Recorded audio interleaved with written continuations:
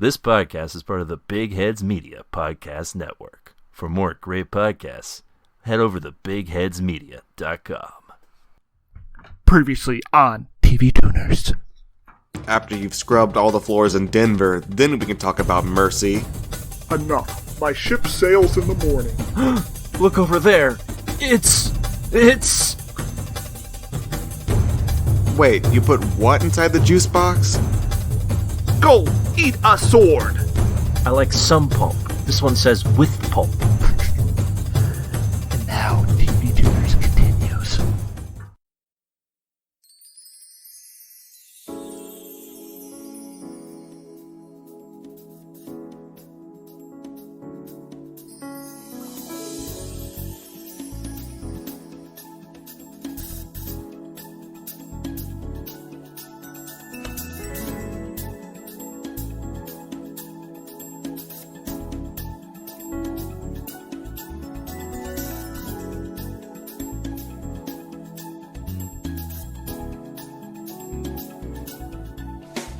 Hi there, folks, and welcome to TV Tuners. It's a television podcast for the true fanatics. It's a weekly dive in the latest in TV news and reviews. I'm your host, Swanson. With me, as always, is my co-host and... Old man, old year. Old man, old year. Yeah, currently dying of COVID, so the baby can come in. Stairmaster. Yeah, you're an old, dying man who we can't wait to sort of leave. Freezing to death in a burnt-out homeless encampment. Yeah. Because you've been evicted from your home. Yeah, and the police burnt down the encampment. Oh, yeah. And with us, as always, is our other co-host and Baby New Year, Kieran. Hey, you know what they also call me? They call me Baby Nut. Oh, no. Did you, you guys probably weren't aware of this because who watches commercials, but apparently Baby Nut is grown up and is once again the Planters mascot. I've seen the commercial. Baby Nut has become Man Nut. I wish that was what they called him, but it isn't. These commercials are upsetting for some reason. The Planters Peanuts should not be walking around talking to people and looking all happy. It's not natural. As opposed to the Kool-Aid Man, who sort of doesn't talk to people. He just makes himself known. Yeah, he announces his presence and he gives free beverages. Also, he's never died and been reincarnated as like a creepy baby. Yeah. Except on Family Guy. Well, the first part. Do they even do Kool-Aid Man commercials anymore? I'm sure they do. Oh, I have a confession to make, fellas. I don't actually watch TV. Does anyone here on this pod? We're all millennials. I was subjected to television. Mm-hmm.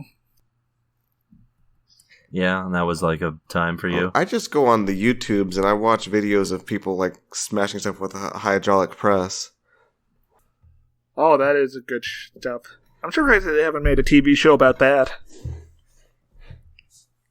It's too highbrow for television. Yeah. Someone should mash Baby Nut with a hydraulic press. I think that's there's probably some DeviantArt of that, Swanson. Oh, yeah? Yeah. Some source filmmaker videos. Alright, so I've got this Today article titled, Baby Nut is turning 21 and is now named Peanut Jr. But he's only 1 year old. And then... Is he even 1 year old? There's a little header caption, no, titled, Bye Bye Baby Nut. Baby Nut is getting a new look.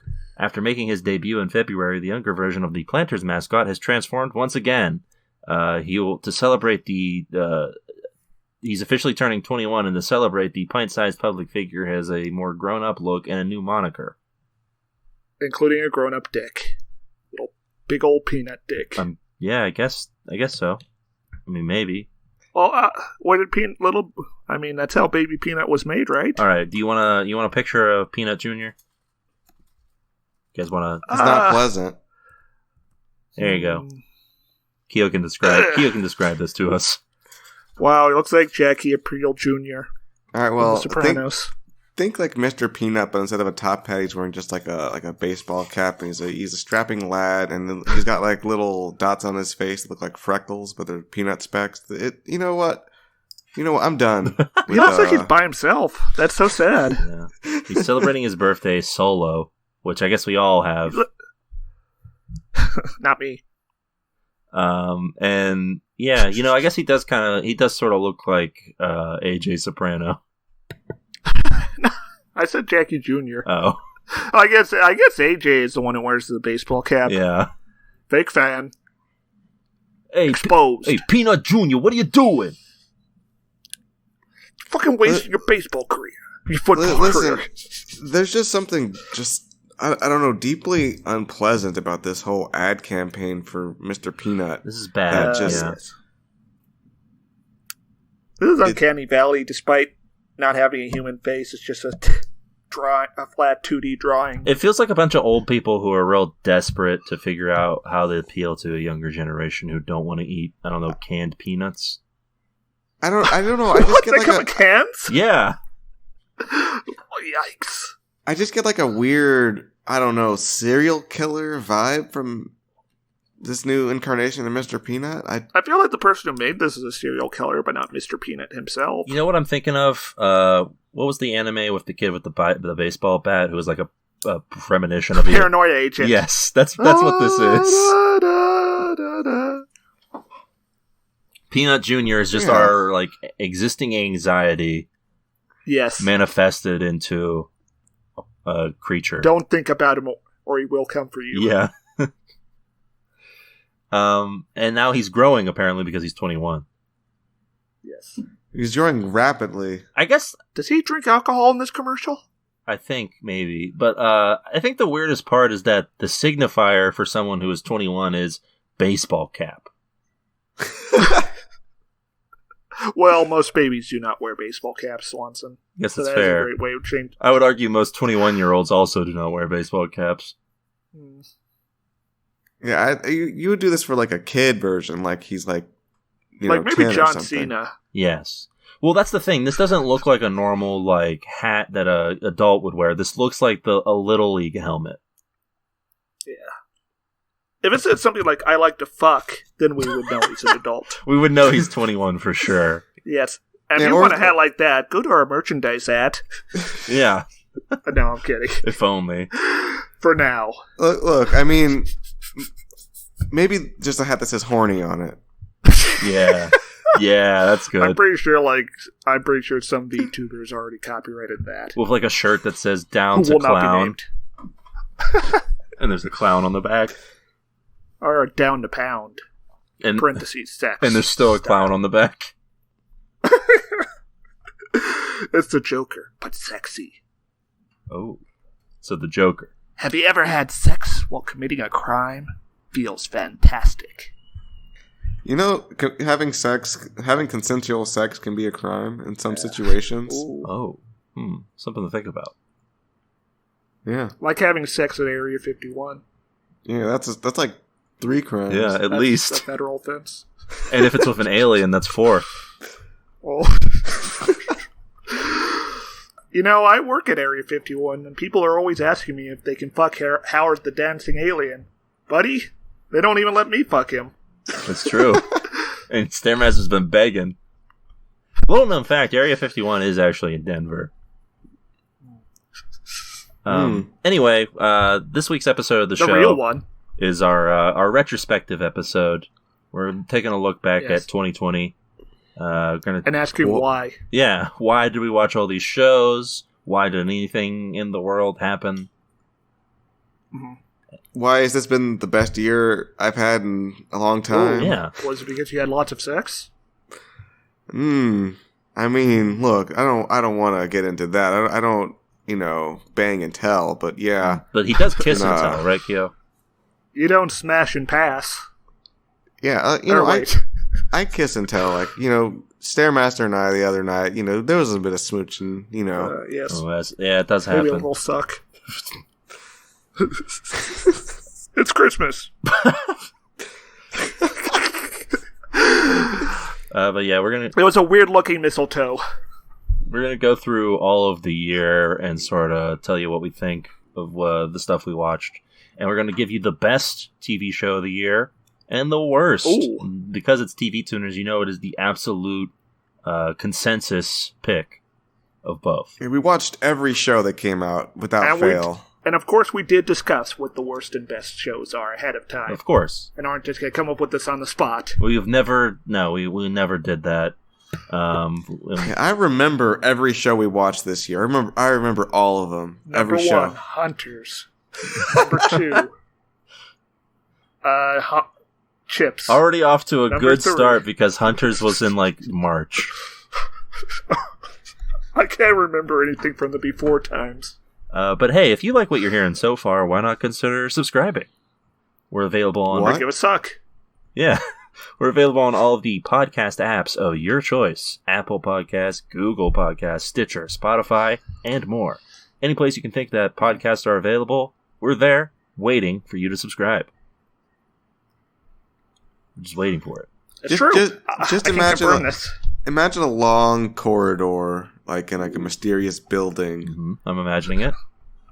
Printed on the floor, on the floor tiles, is the word "subscribe." Oh. And down this long, dimly lit hallway is the three of us standing there, looking towards you, waiting for you to walk down that corridor and subscribe. See it all. Just imagine that. I can see it all in my mind palace.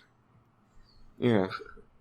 Yeah, and what we really want is for you to smash that subscribe button, give us 5 stars, Or me. maybe a review. It would really help us get appreciated and noticed. And if you want to appreciate us in a different way, perhaps you can follow us on Twitter. Yeah, that would appreciate us in a sexual way, I think. Well, maybe our interns. We're available at TV Tuners on Twitter for all of your TV content that you crave, need. I have a confession. Oh, Yeah. I can feel everything the interns feel. you have a Okay, carry on. you have an empathetic link with all 100 of our interns. Yeah, it's when I became a new type. I had an awakening. Okay. I think if you have an empathy. Anyways, what else is going on? Oh, okay. We don't want to discuss that any further. I guess it is a fairly. No, not really. I guess it's a fairly. We got a lot ahead of us. Yeah, it's a fairly boring topic. Yeah, and nobody even really knows what a new type is anyways. Yeah, that's fair. And hey, listen, if that's not enough for you, perhaps you want a more personal connection, well, you can email us. We're available for any of your quips, comments, questions, foresights, or otherwise at tvtunerspodcast@gmail.com. What's that email, Kioran? TV... Oh my god. tvtunerspodcast at gmail.com. Whew. That's right. Yeah, well, you can send us your email and we'll read it here, right now, on the pod. During this very segment that this is where we would be reading emails. We'd be reading one. Yeah, if you were outside listening to me, or Swanson or Keo, this would be the perfect opportunity. Yeah. But with all of that out of the way, let's get to our tweet of the year. Oh, this tweet of the year comes from at TV Tuners. Oh. But the content of which was authored by former dead host DJ 90s Hentai, who writes in response to a news story, singer Akon is spending $6 billion to build a real-life Wakanda in Senegal. She writes, "Fuck communism, I'm all in on this." It's a picture of a Discord message she wrote. Okay. I had been wondering what Akon has been up to since Smack That came out, or all those years ago. Akon also plans to use his own proprietary cryptocurrency known as Acoin. Oh, okay, never mind. Fuck this. Speaking of Akon, I remember for some reason I had a playlist of all the MP3 files on my computer, and Smack That by Akon was somehow on there, and I would always skip it immediately. Oh, looks like Keo did not want to smack that all on the floor. Keo is very respectful of women. Yeah. Yeah. He would politely ask to not smack that. I mean, if they wanted to be smacked, I would say, would you like a quick little smack? And they would say yes or no. If yes, then I would give it a polite smack. If no, I would walk away and leave. Greetings, madam. Would you prefer a quick smack? Ma'am, a little bap, please, ma'am.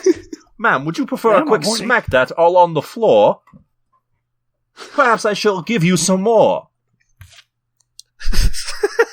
Yeah, I would say that, and the answer would almost invariably be yes. Yeah, I mean, of course. I guess I'll tune in on this, sure. Yeah. Yeah, I'm hard-pressed to tune out on a Fuck TV Tuner's tweet. Yeah. Yes, Better. You must remain loyal to your capo. it's true. We all know what happens if you're not. Yeah, so with all of that out of the way, let's get to what did we watch this week? Anything fun? Interesting? I've been watching The Sopranos. I finally got to the episode in the forest, directed by Steve Buscemi. Yeah, I don't know why I pronounce it like that. but he did direct it. Yes, he did. Yeah, good on him. Did he have a good time? I assume you got to throw a steak at James Gandolfini. Yeah, that was fun. was a good time. I would have to assume it's always a good time to throw a steak at anybody. Okay, so what's better, that steak being thrown or the pizza being thrown in Breaking Bad? Oh, All time best TV food toss. I think Go. it's the pizza because it's just so. It was one take and it was all just sort of. It is pretty magical, but I don't know. The idea of Steve Buscemi throwing a cooked steak at James Gandolfini kind of tickles me. I think the only thing holding the pizza moment back is that all of the fans still went to that house and threw pizzas on it. Oh, yeah. Meanwhile, people did not harass James Gandolfini on the streets. Yeah. Maybe if he got Me Too, they'd do that, but he's dead now. Kia, you got any? So I guess I could leave it at his grave. You got any opinion on this battle? Well, I never saw the steak scene, so I'm going to have to go with the pizza. I thought you were further into The Sopranos than that before you, for some reason, stopped watching it. Probably because it was too scary. It wasn't too scary. It was too depressing. It's too scary. Yeah. Oh, being too depressing is kind of scary. You're being afraid of being sad. Yeah, maybe I did see the steak scene, but I just don't remember it. But I don't recall that at all. It's a shame. Yeah, I mean, listen, I think I'll go with the pizza scene too. It's a magical moment that can never be recreated. I already mentioned Tony throwing the orange juice at AJ and him catching it. Oh, yeah, that's good. Alright, Keo, you watch anything fun and interesting? Oh, it's also funny when AJ gets Carmela the Matrix for Christmas. I watched the Joker movie, the recent one. Oh. Wow, I can't wait to spend the next 40 minutes on this. What do you think? Well, I thought it was like really boring. Okay, fair. It's not everybody's cup of tea, character studies. I am interested to see if it actually holds up from my first viewing of it, but... I mean, I don't really know exactly what about it that bored me. First of all, I did watch this on an airplane. Oh, that might have made your experience worse. I mean, probably made it worse, but also it did have my undivided attention as I watched it because it was, literally keeping me captive. You weren't constantly thinking about how easily you could die at any moment? On an airplane? Yeah. I mean, I think an airplane's safer than a car, which True. I'm always driving in and not thinking about that either. In my opinion, we should replace cars with planes. Yeah. I think that would be better for the environment. And we should also Same. fly the planes as low into the ground as possible. Yes. Yeah. We should just drive the planes on the highway. Well, see, if you go low, that means you have more air to provide lift with. Yeah. True. Perfect. But yeah, I don't really know.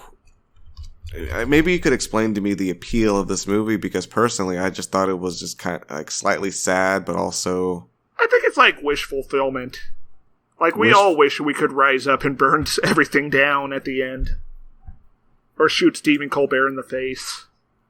Oh, yeah, Stephen Colbert's who you think is Murray Franklin, not like Jimmy Fallon. I guess he's more of a Trevor Noah type. Yeah, I guess that's true. Yeah, that was... I thought he was more of a Jay Leno or something. He's a composite. He's like a Fallon or like a Leno type, He just represents the media, like a James Corden. But he is he basically is. I think it's like Carson. I think. Listen, as someone who has seen, it's set in the 80s. As someone who has seen James Corden's role in Cats and only that part, I think which Cats? The new Cats movie. Ooh. So, are you saying the appeal of this film is that you're supposed to relate to the Joker? Yeah. Ooh. I don't think that was Todd Phillips' intent. Yeah. I mean, because I cannot relate to this character. He's like a deeply, like, mentally damaged person, like beyond anything I would ever comprehend. Yeah, but at least he takes back control of his life. He doesn't take back control of his life.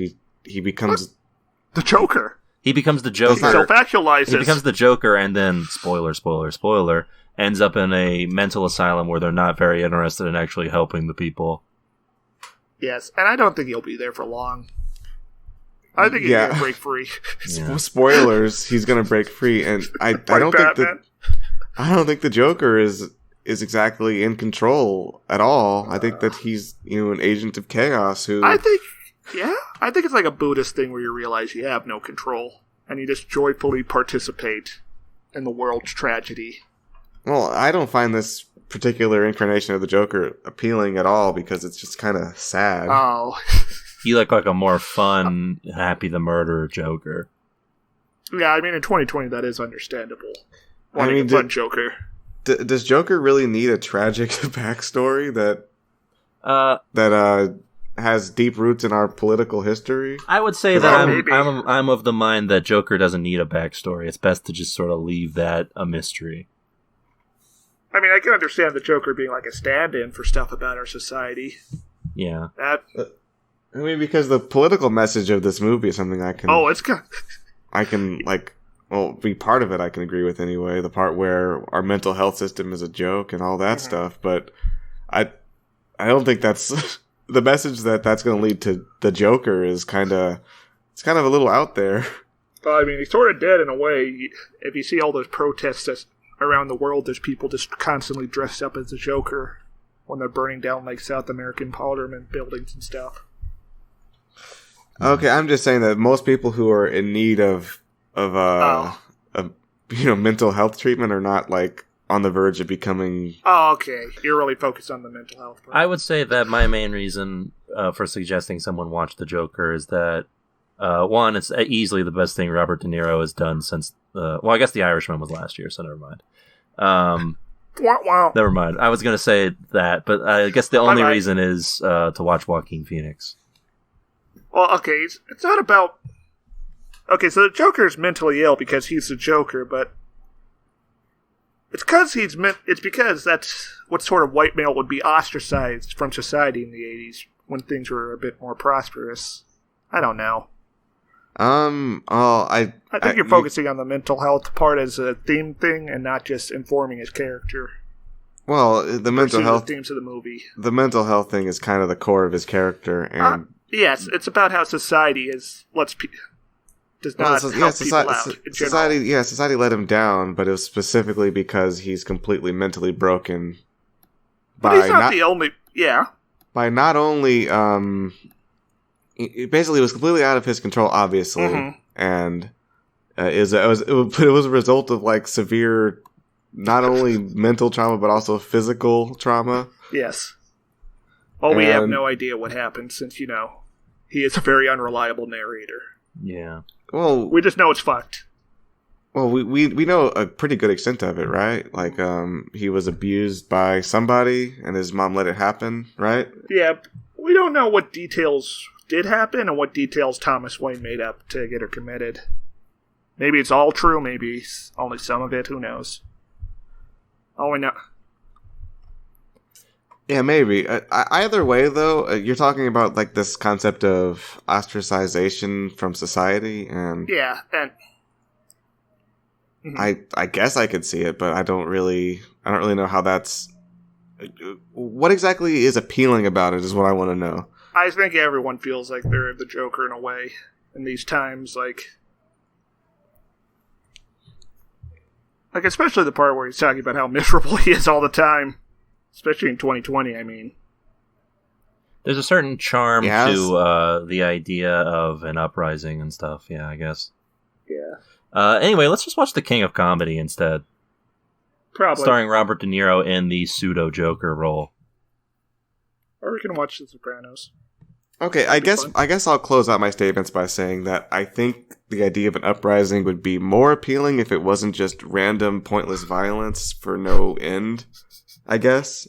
And if he actually had a realization about society and not just that he decided he was just going to start, I don't know, burning things down and killing people, because, that's not going to fix anything, and the kind of catharsis is ultimately meaningless, and it's just kind of sad. To be real, you should just watch Sorry to Bother You instead if you want a leftist film. Yeah. Since Todd Phillips' directorial intent is pretty reactionary. I think we can all easily say, though, that this is the best movie ever from the guy who made The Hangover. Yes. Yeah, that's a pretty high... I think we have to watch both side to side and compare them. Pretty high bar to pass over to be better than The Hangover. Yeah, the TV Tuners presents Movie Battles. Hangover versus the Joker. Yeah. Anyway, The King of Comedy pretty much has the same exact plot beat, at least at the end, as the Joker. Mm-hmm. So that's just something to remember every time. It's funny. It's a good movie. Joker is a good movie, but it is sort of just Taxi Driver and The King of Comedy sort of mixed together. Well, there's nothing new under the sun. We're just regurgitating stuff we saw before. I mean, I would rather a superhero movie. I would rather a superhero movie just sort of take from classic films that are like good than whatever whatever pseudo like instead of Joss Whedon. Yeah, whatever pseudo like military industrial complex stuff is going on in the Avengers. Yeah, you know what? I think the Joker needed to do a drone strike in order for us to sympathize with him. Yeah. Yeah. Now, Kia, would that have helped if he did like a drone strike? If you saw like a drone that the Joker was piloting? Or if he was marginally more racist than he was in the movie. I want him to like get a drone and just like I don't know, maybe some minorities need to get exploded. Yeah, and that would help. Yeah, like that black woman who took his card. Yeah, I gets revenge on her. I feel like that was real, unlike this movie, which was fake. Oh, that's your life, isn't it? That's how it is in LA. Drones every day. Yeah, people. All right. Well, I meant the revenge part specifically. I'll make mine short. I watched Moonbase 8, or at least the rest of it. Former ep of the pod. It's good. Good stuff. It's a fun. Oh, I wanted to. Yeah. No, keep going. It's a fun little comedy. It's 6 episodes, half hour each, so it's a fun, easy breezy 3-hour watch. Tim Heidecker is absolutely the star of that show. Every scene he's in is just comedy gold. I like the Yeah, go ahead. What was it? The penultimate episode where they John C. Reilly gets the letter from the government telling him that the other guy's a Russian sleeper agent and needs to be killed. Yeah, it's very good. I also prefer I also like the Tesla episode. That one kind of weirded me out, but it could have been worse. I mean, there's some potentially poor messaging with it, but I think if you understand that both of the groups, NASA and Tesla, are just being poorly run, then NASA's like Meadows Soprano, while Tesla's like Meadows' black boyfriend. Yes, Noah something. We can tell. You can tell that Stairmaster has now moved on from the Gundam phase of his life into the Soprano phase. I did want to say I did watch episode 2 of Your Honor. Oh, but I can't remember any of it. Okay. Didn't you say that Bryan Cranston like acquitted like a sex raper or something?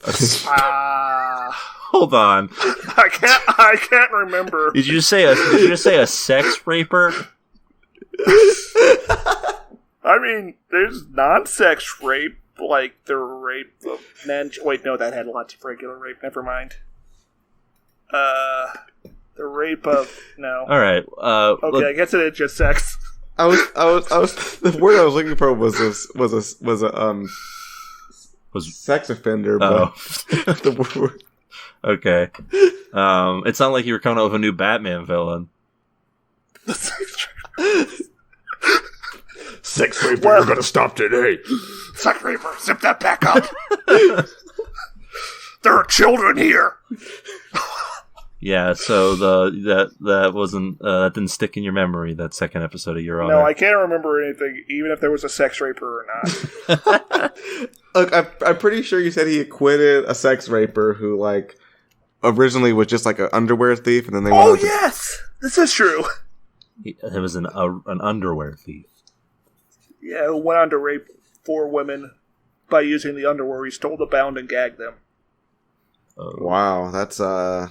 Do not I don't approve. even remember why this was brought up. I was going to say, what does this have to do with the whole his son killing a guy whose son... I guess this is why he was fired from being a judge. So are you revising that show to a tune out now? I don't know if we could do that, but I feel you should use this information in your lives, listener, going forward.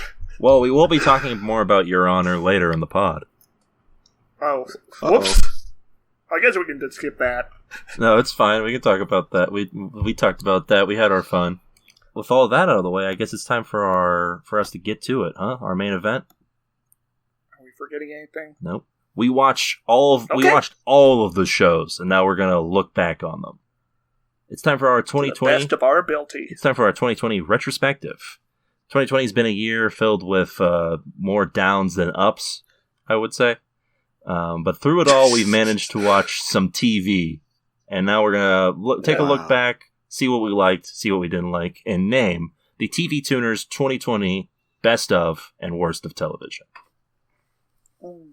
So I'm ready. First up, we have sort of a misnomer because this is technically a show from 2019, but we did watch it at the beginning of the year. The Witcher. Yeah. You guys remember that one? Do you need me to do some describing of what it was? That show, kind of a mess. That was real forgettable. Yeah, that show was like it definitely felt like a show that was not for people who aren't aware of what the Witcher universe is like. The sword stuff was cool, I think. Yeah, I think I said that. Also, they were definitely, speaking of Game of Thrones, they were definitely trying for some Game of Thrones level intrigue. Yeah, that show had a real I want this to be Game of Thrones vibe to it. Yeah, because The Witcher's about a guy going around. Yeah. Murdering monsters and going on quests. And then we just have this monarch lady fleeing her fallen kingdom. Yeah. I don't know. It didn't track for me. Not the worst of the year, though. I would say it's definitely not even close to the worst of the year. Mm-hmm. Next up, we have BBC's Dracula. Oh, that was pretty entertaining. That was a fun one. That was a fun one. Yeah. Apparently the third episode's bad. Yeah, I watched all 3 episodes, and the third one does a time jump to modern day, which is so unnecessary that it sort of ruins the other 2 episodes, which are just fun. Well, I thought that the depiction of Dracula just in the first stretch of the show was really good, and then it got to the part where I forget who it was. The lady, I forget her name. Yeah, the lady who ends up being Helsing. Yeah, Lady Churchington. It like transitioned from like a legitimately enthralling like horror type deal to like they were doing quips all of a sudden. Yeah. It needed more sex. It should have been like The Sopranos. Oh, hey, don't worry. The next 2 episodes capture that part. What it actually needed, I think, or we also got to give it up for the ending of the episode being him peeling off the face of a man who was essentially his enemy for that first episode. Yeah, props to the British. Yeah. The next one is another one that I watched all of that was all right. The Outsider. What was that? That's the. Yeah, what was that? That's the adaptation of a Stephen King novel where yes. a boy gets murdered by Jason Bateman, and he's in two places at once. Oh yeah. Do we? It's a very slow. It's a very slow show, which made it a little hard for me to sit through all of it. Although, Yeah, it's like The Sopranos, but bad. yes, sure. I will say it pulls off a fun twist in the second episode by spoiler, killing off Jason Bateman's character. Oh, yes.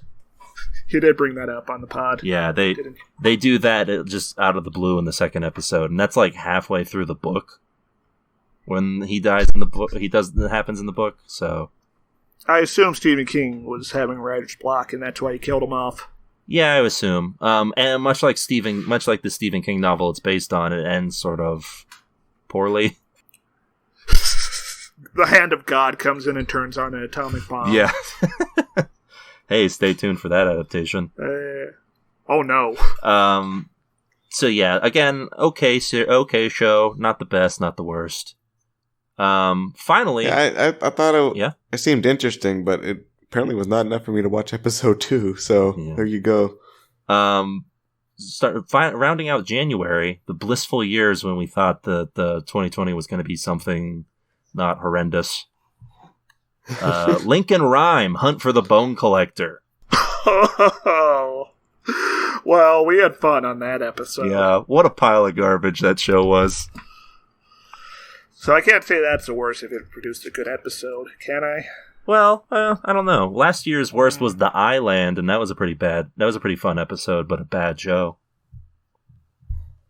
Lincoln Rhyme was it's the kind of show that makes you wonder, like, how did this get to television, right? How did they let it through? Yeah. I think my favorite part is Lincoln Rhyme sort of just sitting at his house watching the lady do all of the work and being like, enhance! Enhance! You gotta ask about the keys! You gotta ask about the keys! Yeah, the dynamic of him not being able to walk around was ultimately just kind of pointless. Yeah. Because he was still doing all the work anyway. I guess the point was maybe the lady was going to do more later, but that potential was not shown to us, and it was just kind of like very silly. Very, very silly. Next up, we have another one that I've watched all of, unfortunately. Star Trek Picard. Yeah. What if we took all the stuff out of Star Trek and just tried to make it a bold anti-hero prestige drama? Yeah, Swanson, I remember back when that show was in the zeitgeist, you had contemplated making a whole like YouTube series about it. Yeah, it probably would have been popular too. But I didn't. No, this show is... Yeah, the Red Letter Media guys stole your thunder. Probably. Yeah, listen, I can't vibe with a Star Trek show that doesn't go to space until episode 3. Yeah, so Really? if anybody wants a really late rendition of this YouTube series, send us some money on Buy Me a Coffee, and Swanson will go ahead and do it. Oh my god, please don't make me rewatch it. Do we have to do anything? Yeah, you have to watch it with me. Okay. Oh, fuck no. Oh, no. Yeah, You have to pay per episode, by the way. that's right. We only do an hour of television. A reminder that at buymeacoffee.com/TV Tuners, you can donate, and one coffee equals one piece of content you wish for us to consume. One film or 1 hour of television? Yeah, or whatever. One famous exception was Hunters, which had like a 90-minute pilot premiere. Yeah. Which pissed us all off. So yeah, I think my other problem with Star Trek Picard is that it ends with Picard being put in like a robot body or something. But he's still old? No, it's still him, and he's still old. Why would they do that in the future? Great. Also, they already did that with Spock. Yeah, great question. Also, the main thrust of the ending is just Mass Effect. It's just the plot of Mass Effect. Ugh.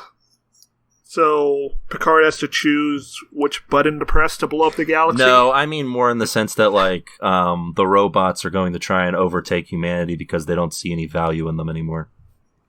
So you're saying that Picard chooses to kill off like this big group of people who are really important, but then in the next season they're just replaced by some generic guys who do the same exact task, and what he did didn't matter? I'm sorry, I meant Mass Effect 3, like the overarching plot of Mass Effect. Yeah. And then Picard Season 2 is just half unfinished. Yeah. And ruins the studio that made it. And you can just, like, warp the character creation. Oh, God, you could? Oh, yeah. Wow. Look, I just want a Picard where the dialogue is just like broken, like, and somebody like walks off in the middle of talking. Riker opens his mouth, but nothing comes out. Yeah. The best part of Picard was Riker showing up for an episode and having like a pizza kitchen that he cooks with outside.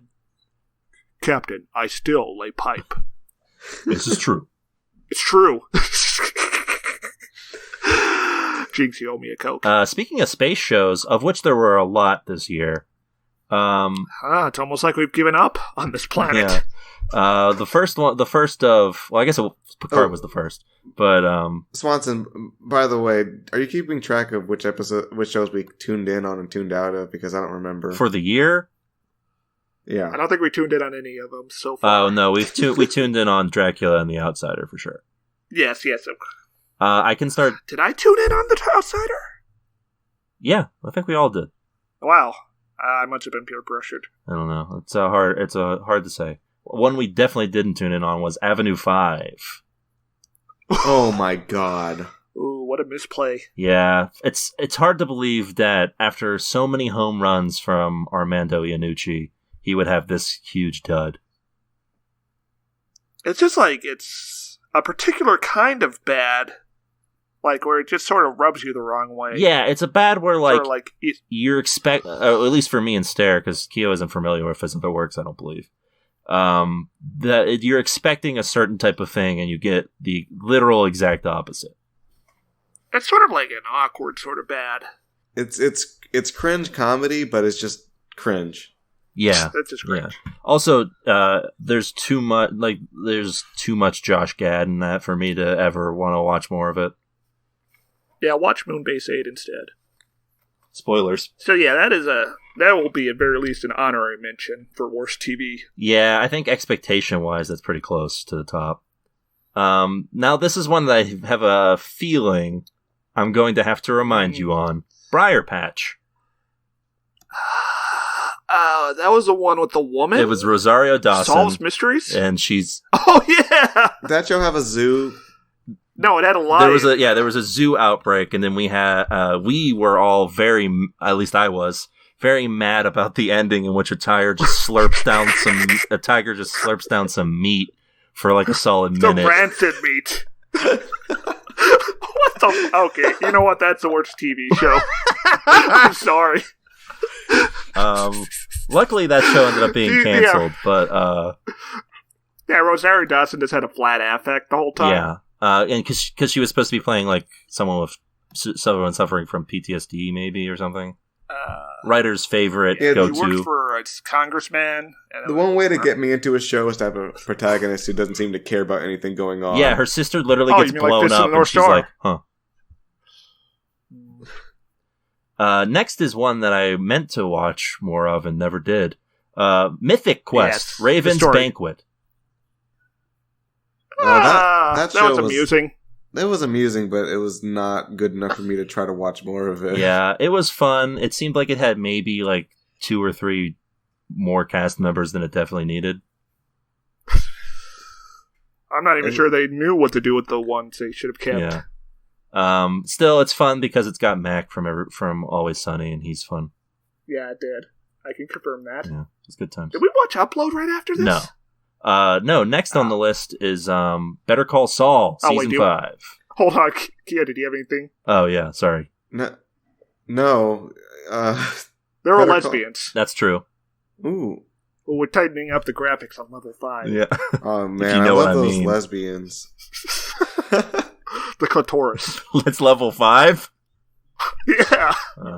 That's as high as you go. It's like one of those... Well, I guess the G-spot might be higher, maybe. It's like one of those phone game ads that you get where they're like, I can't beat level 5. I can't find it.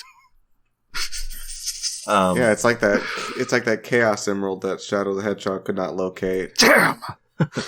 Damn. Yeah, so next we have what I think is a shoo-in for Show of the Year, potentially. Better Call Saul, Season 5. That seems too easy. What a program. Listen, I don't know if there's anything that compares to this amazing stuff. Why don't we just give them TV Tuner's Best Actor of the Year to Rhea Seehorn? All right, sure. We'll give Best Actor to Ray Seahorn and Best Supporting Actor to Tony Dalton. And Best Supporting Actress to Bob Odenkirk. It's weird. I will say this much for Tony Dalton as Lalo. I didn't think there was ever going to be a character who could make me as uneasy as Gus Fring. I hope he gets a good career. I hope he doesn't get typecast like Giancarlo is currently being. Yeah, just all... Apparently he's starring in Hawkeye. Marvel's Hawkeye. Ooh. As Swordsman. All right, that could be fun. Swordsman? He's Hawkeye's enemy. Yeah, he's an enemy of Hawkeye, who is like a trained like swords boy. Is this like another one of those heroes who was like invented in the 80s and they kept the same name? I believe this was the 70s. Yeah.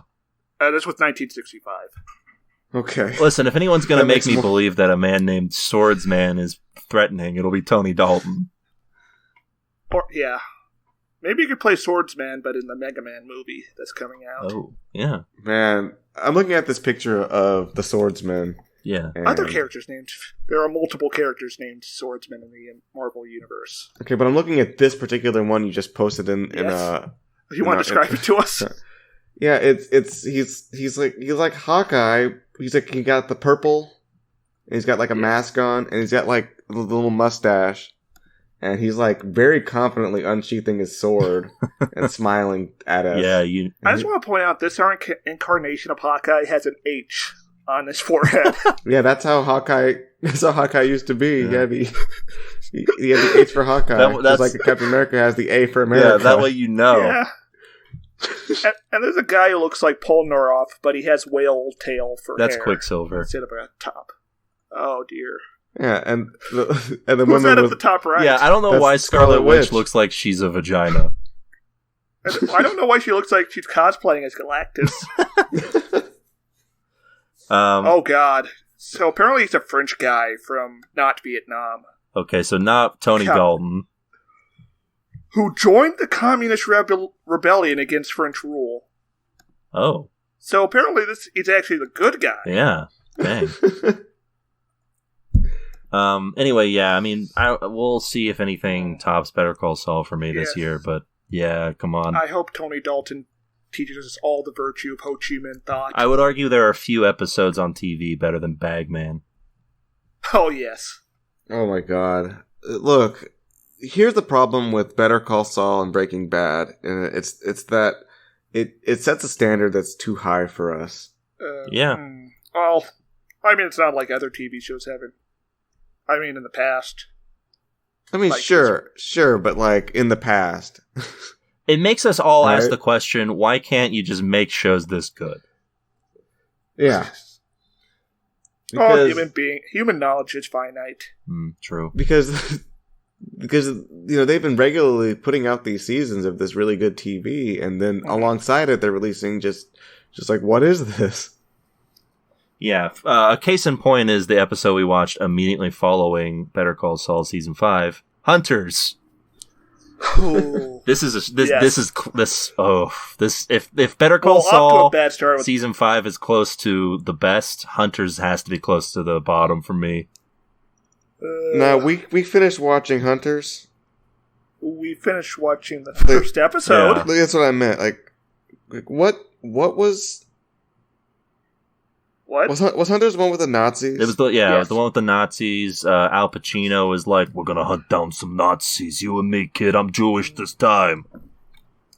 Okay, so let's talk about Hunters, because I'm still baffled by that one particular scene. You know, the one with the lady dying in the shower. There's a lot of baffling scenes in that show, actually. Well, the one with the old lady. Yes. Yeah. That was very gratuitous.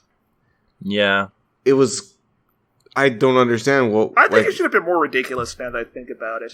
Like, maybe she should have turned the shower on and a flamethrower just burns her. Well, that's what I mean. That's how Tarantino made it work, was that it was more ridiculous. Yes. You can't just treat it realistically and then expect us to be, like, in on all of the ridiculous violence.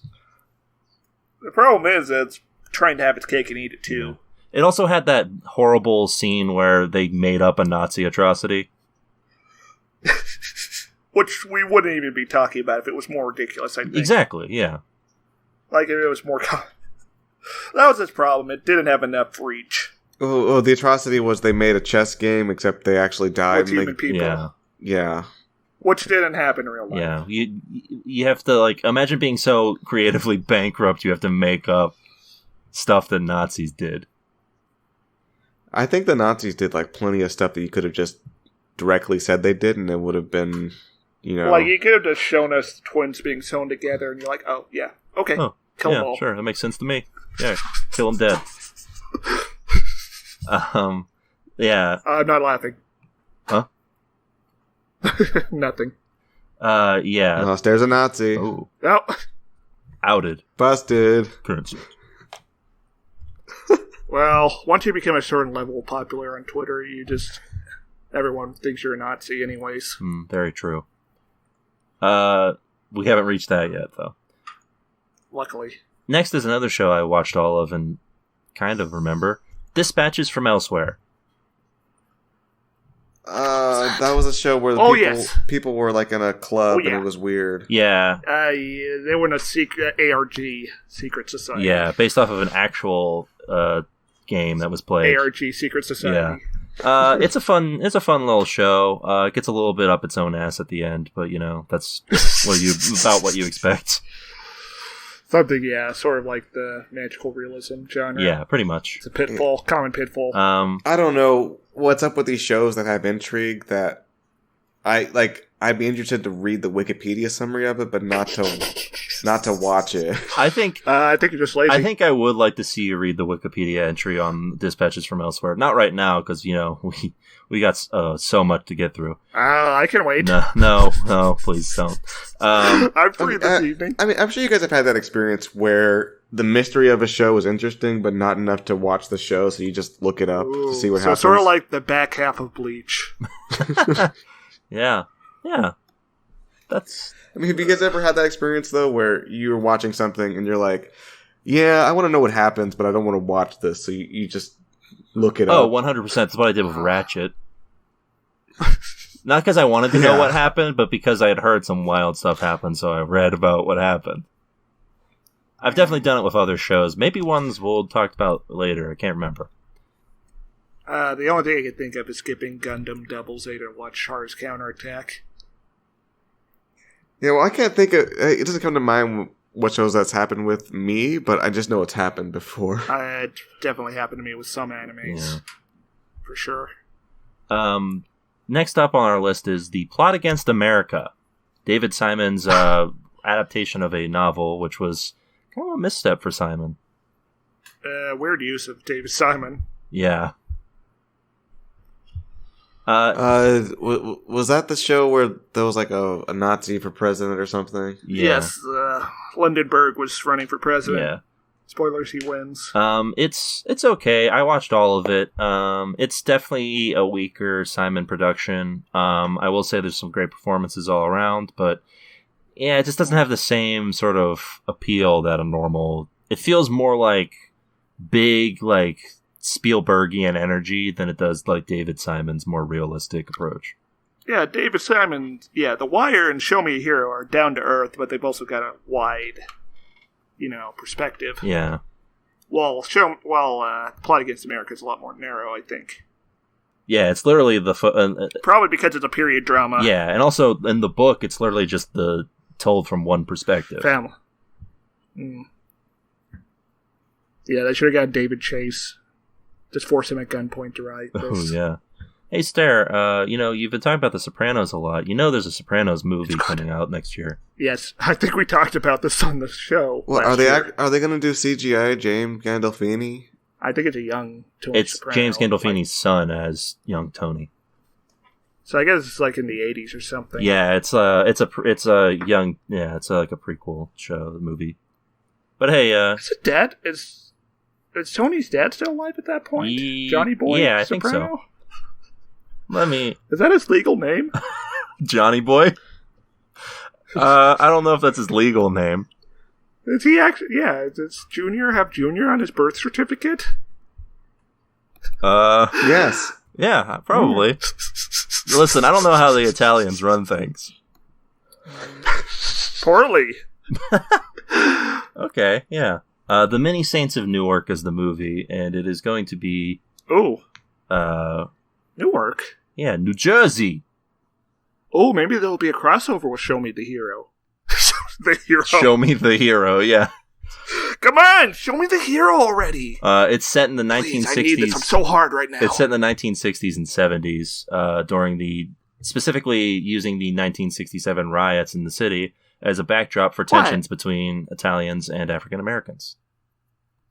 Wasn't Tony like a kid in the 60s? Yeah, probably, right? Because The Sopranos was what, the early 90s? When it took place?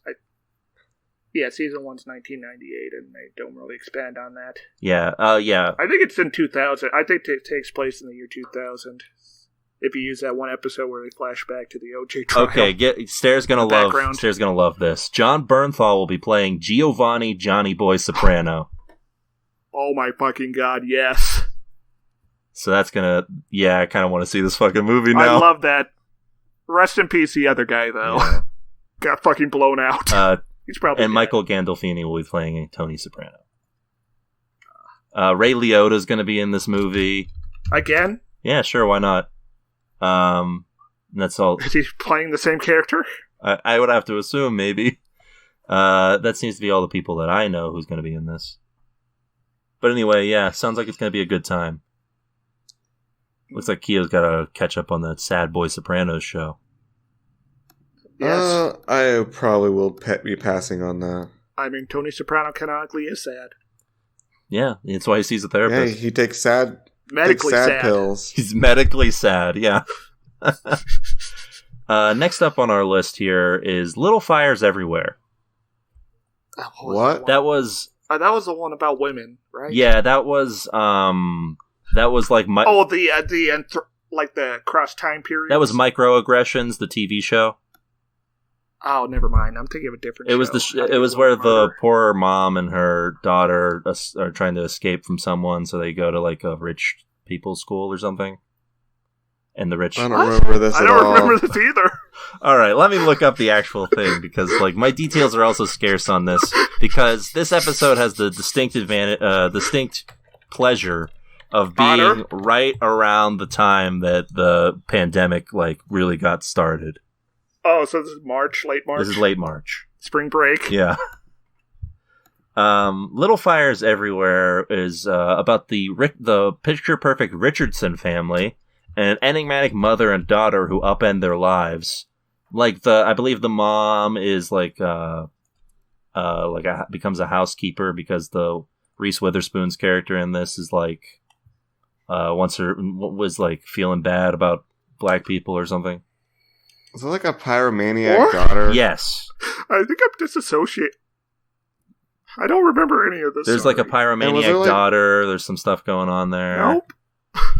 And there was these two, like there was two lads, like the two sons, and they were just like whatever. Yeah. I think it inspired, if I remember correctly, it inspired that photo that Keo made of the TV Tuners logo with the bored kid watching TV. So that was fun. I think I remember the bored kid and nothing else. Yeah, that show was immensely forgettable. Like, evidently. They move into a house? Was that what it was about? Yeah, sort of. They and then the daughter starts going to like a preppy school. Yeah, I don't remember any of this. Sorry. Yeah. Did she burn her hair or something? Maybe. Yes. The daughter of the white lady. That show was bad. Yeah. Bad, but not bad enough for me to say it's one of the worst of the year. I think Hunters is still in the running for me. Yeah. Next up on the list, Freud. That is kind of... Yeah? You guys remember this one? We had some laughs about it. Yeah, that was a fun one. That was a fun, bad one. Funner compared to... Do you remember this one, Keo? Not really. It was young Sigmund. Sigmund. Just humiliated. Yeah, it was young Sigmund Freud, and he was like solving a murder. Yeah, there's like a mystic cult or something. Yeah. Yeah, it was just kind of a baffling program. It was like, what is this? If I recall It correctly, didn't help that we couldn't understand what they were saying. yeah. Well, Maybe they should speak English. Huh? if I recall correctly, the show also does my favorite trope, which is that Freud was teaching a lesson and then got interrupted. Oh yes, the Indiana Jones. Yeah. Or no, actually, I don't know if they did that. I think Freud is teaching a No, I don't think I think they Freud did. is teaching is trying to do like a dissertation or something, and like people start. And everyone just heckling Yeah. him, so he shouts the N-word. Yes. Anyway, it was an interesting show, let's say. Perhaps. I'll never understand that show. I'm not interested anymore. Yeah. Next up is one that I imagine Stairmaster is going to just say was the show of 2020, even though we didn't even tune in on it. Doug.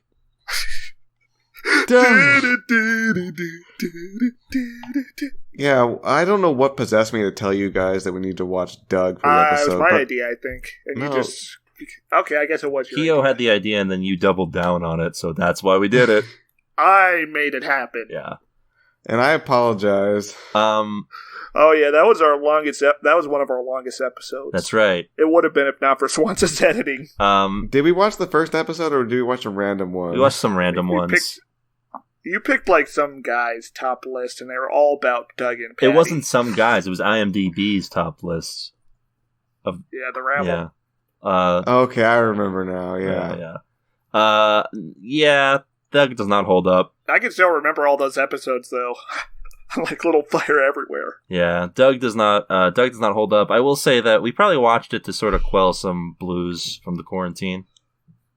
Like we were dealing with unconscious tension. Well, yeah, it was in the middle of April, Did Short so say? Yes. yeah. It hasn't gotten any better though. Speaking of things that made us have to deal with some tensions, perhaps. Are we done already? Tales from the Loop. Okay. Was that the one with the robot arm That's guy? right. Oh man, that was a really fond memory of me and Stair giggling about that guy jerking off and something not having it. That was also Stair's special 420. That was a 420 episode for us where Stair was high the entire time and watched half the show before giving up. Yeah. I would have done that if I was sober as well. I mean, it was a bad show, I will admit. Worse than Hobie Halloween. Yeah, I think I'm going to make this bold prediction right here, right now. The show that we pick for worst of 2020, worse than Hubie Halloween. You were Kale? shockingly positive on Hubie Halloween. Hubie Well, Halloween that's because I was very high when I watched Well, I mean, both of you guys were. I mean, Keo, are you going to say it's the worst Sandler film? It's like Mrs. Krabappel when Bart gets that D. Yeah. I mean, it was like on the Sandler tier. It was like C to D tier for Sandler. So Yeah, well, he was saying he was going to punish Hollywood with this movie for not giving him the Oscar for Uncut Gems. So we were on DEFCON 1. Yeah. And instead, he made like a moderately fun movie. I'm not sure it was moderate. I mean, it was.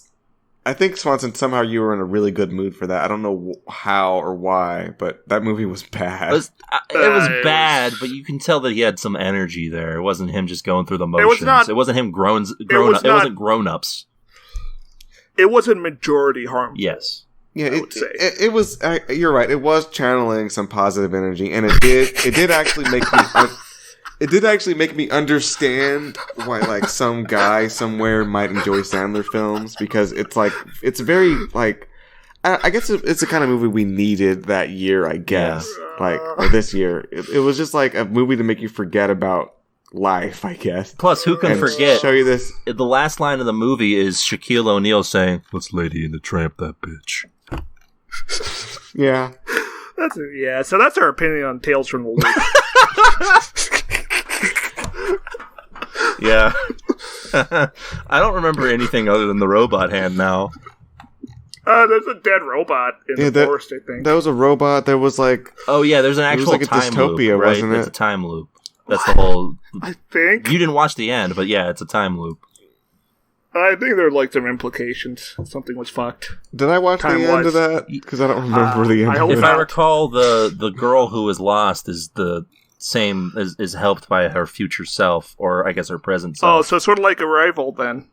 Oh yeah, I remember that. It is like a dumber Arrival. Yeah. It was a very powerful mixture of confusing and boring. Yes. It's like Arrival if you had a lobotomy. And also because and still wanted to understand it. But also that was just like it's an anthology show, so after that happened, it was just like, imagine if more loop stuff happened like that. Oh, what the fuck? Don't you want to see that again, but different? Next up is another show that I think is in the running for worst of 2020. Although, do you think there's any porno? Oh yeah. Do you think there's like a porno out there about a time loop that a guy uses to have a nice threesome with the same person?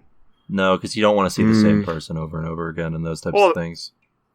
No. You like just cast some twins, have one play the future and the other the past one. Yeah, it's probably out there, and if not, I guess we need to go to film school right away. A different kind of film school. Do you know any twins? No. Look, I can surely find some twins. They're out there somewhere. And twins. Or I can put on blackface and pretend to be Keo. Oh, the future okay, Keo. Yeah. In the future, all black people have blackface instead of being actually black. It's a dystopian future, Keo, right? Yes. Time has not been kind to you. Next up, we're only at the end of April, by the way. Next up is The Big Show Show. Yeah, this was bad. That show. I mostly remember our argument about that one establishing shot, whether it was CG or not. It was not CG, it was just a stock. Well, I think the cars were CG. The cars were definitely CG, for sure. No! The cars were for sure CG. Something seemed wrong about the lighting, okay? Why would they use... Because they're cheap. They spend all their money on The Big Show. They could just get getting them in the camera. They have... Okay, look, if they were able to record a stock footage shot of a highway, why would they put CG cars on it? To make it look like there's people driving. Make it vroom vroom. Well, it doesn't look real to me, okay? Look, cars on the ground don't look real, period. The whole fucking thing doesn't look real. It looks real. It's real. And that was our opinion on The Big Show. That's the main takeaway. Yeah, it was a bad show. Now that I'm thinking about it, though, it's definitely not the worst. No, it was like a Disney Channel tier sitcom, honestly, which is atrocious, but it's in the running for worst. Actually, I would rank it higher than Saved by the Bell. Jeez, I would not. Would you?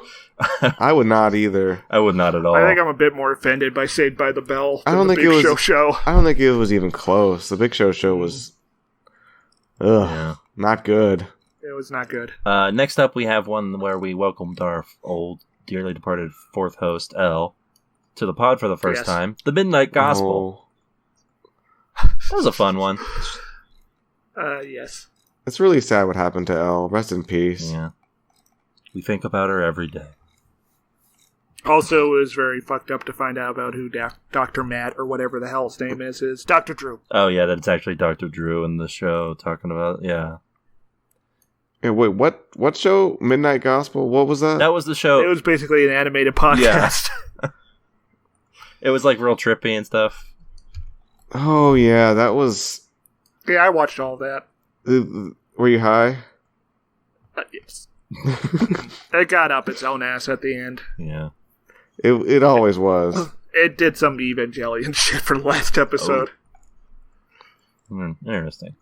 Yeah, I had heard good things about Midnight Gospel, and I liked it. I just never followed up on it. The first episode or whatever we watched was, like I said on the podcast, I think it was, the animation was really cool, but the audio playing on it was a podcast I would never listen to. It was just people being like, yeah, I was taking drugs, and it was like, whoa. Oh, yeah. This is like a guy who's besties with Joe Rogan. Yeah. And frequently on the Joe Rogan. I was taking drugs, And it was like, man, I was really high. And I was looking around, I was looking at the moon. It was like, man, the moon's up in the sky. And it's like, sometimes it's bigger. And it's like, how did the moon get there? I think he was at least talking about how weed makes you face your own anxieties. Yeah. Which is something with substance, at least. The kind of substance that, for me, that's the same thing as talking about the moon being in the sky, to be honest. And then on the second episode, they kind of like say some historically dubious things about how bodies were dealt with in the 19th century. Oh, yeah, I think we did watch 2 episodes of that. I think I do remember the meat factory that was in the second episode. Yeah, see, like that one, the Parasite guy, what's his name? Bong Joon-ho. Yeah, he made another movie about the meat industry. Oh. What was it called? I guess we don't know anything on this podcast. We don't know. We made it up. Yeah, either way, though, it would have been probably a better show if I don't know, I could vibe with that podcast at all. Yeah. Nah. Next is another frontrunner for potential worst. Hollywood. Yeah. That was bad, but I don't know if it was capital B bad. It's definitely not a contender for worst. It had that Ryan Murphy charm. Yeah, which is another Ryan Murphy show that we watched later did not have. Ooh. Yeah, this is... Wasn't that next week we watched the other Ryan Murphy show? No. Next week we watched something else, which we'll get to in a sec. It was very close. It wasn't... No, it wasn't that. It was we watched 2 shows from the creators of The Office back-to-back, and then... No a month ago we watched 2 shows from David Kelly back-to-back. Or close to back-to-back. I'm thinking of Ratchet, which was in the fall. Yes. Hollywood did have Dylan McDermott being like a pimp. Like a sexy sea captain. Yeah. Station Hey, you're going to go in there, you're going to suck, kid. Hey, you ever see a butthole before? I want you to put The thing that. The thing that baffled me about that show was the way they framed sex as this, like, deeply... Transactive?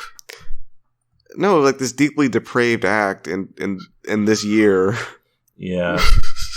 Well, you know, it was the golden age of Hollywood. No one was talking about sex, Kira. But I mean, it was the way the show framed it, though. Not just like the characters reacted to it, but it was like we were supposed to feel like, oh my god, sex? Whoa. What?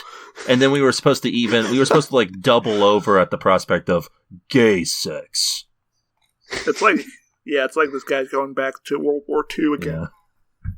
Yeah. But no, Dylan McDermott was fun in that, at least. Doing his thing. You gotta love him. Gotta love him. We're Dylan. Yeah, we're a bunch of Dylan. I'm not gonna say that. We're a bunch of McDermott heads in this on this pod. We're a McDermott mob. Yeah. Yeah, we're the McDermott mob. McDermott man. Yeah, Dylan McDermott is our little man. Yeah. Next up on our list is a show that I don't think Stare was here for, Beastars. I watched it, but I wasn't there. Oh, uncut take. I think I was sick or had a panic attack. One of the two. Yeah, we had our friend Connie on for this episode. They loved it. They loved this movie or show.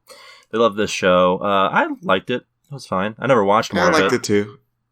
Not sure about the CG, but you get used to the CG. I thought it was pretty good, but maybe I'd recommend the manga if you're interested. If you like the first episode. Yeah. Now, Stare, you watched this then. So, what were your takes on this? Since you are a noted furry hater, it's so fresh in my mind. It's cool. All right. It's cool how these guys are hanging out. It was fun. I never watched any more of it. Maybe I will someday. I'm so sorry, Connie. They live in a society. I watched all of it, actually. Oh, so you're probably the most inclined to discuss whether or not this is a potential frontrunner for best of. I don't. It was good, but it wasn't like best of. But I mean, I guess out of the lot we have to choose from, maybe it is. But hold on, did you watch B&A, the other animal people show? No, should I watch that too? I don't know. We'll have to see we'll have to see when Connie is willing to come back.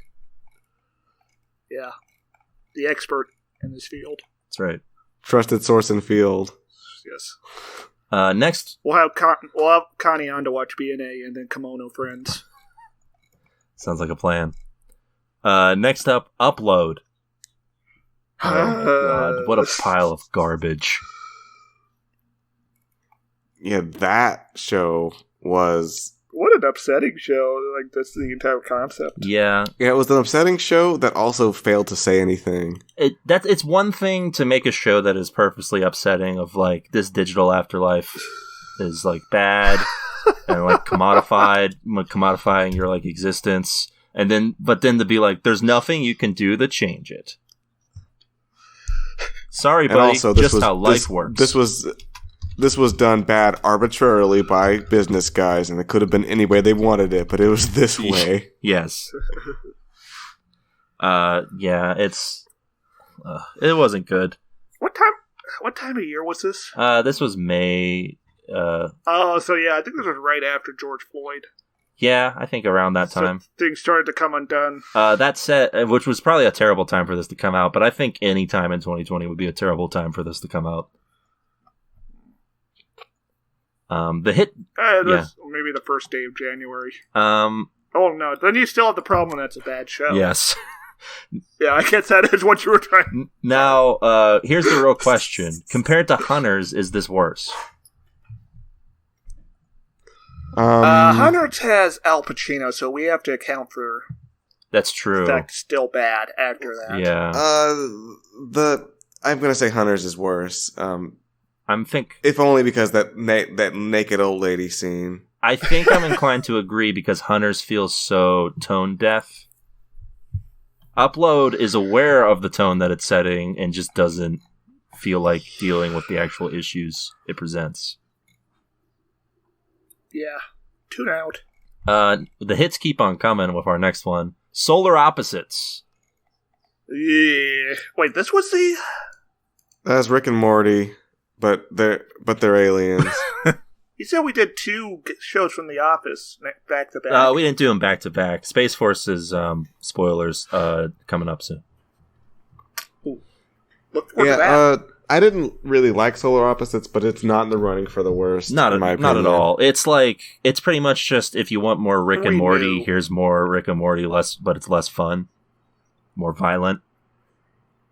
It's like Rick and Morty, but like the equivalent of season 14 of The Simpsons. Yeah, it's like if you took someone had like 2 nozzles for Rick and Morty, story and like violence, and then they turned the story one down and turned up the violence one. Yes. I think my main problem with that show is they're just like, yeah, this character is Rick, but he's not Rick. And he talks like Rick. Yeah, that's probably the worst thing about it. Yeah. Was he a single dad on that show? The alien guy? No, they were like a couple. Wow. Whatever. Yeah, they were like they were like a pseudo couple, but they didn't like. Oh, they were like gay guys. Yeah, but they didn't actually say that. They were like the sacred band of thieves. Yeah. Yeah, it was whatever. It was in the mid. It was like a middling show. Wasn't anything terrible. Yeah, I guess we'll just compare everything to Hunters, won't we? Probably. I'm sure we'll get primacy effect. I have a feeling we'll get to some stuff that's going to unseat it pretty quick. Next up, Stargirl. This was when we had Andy from the good old fashioned Values Pod on.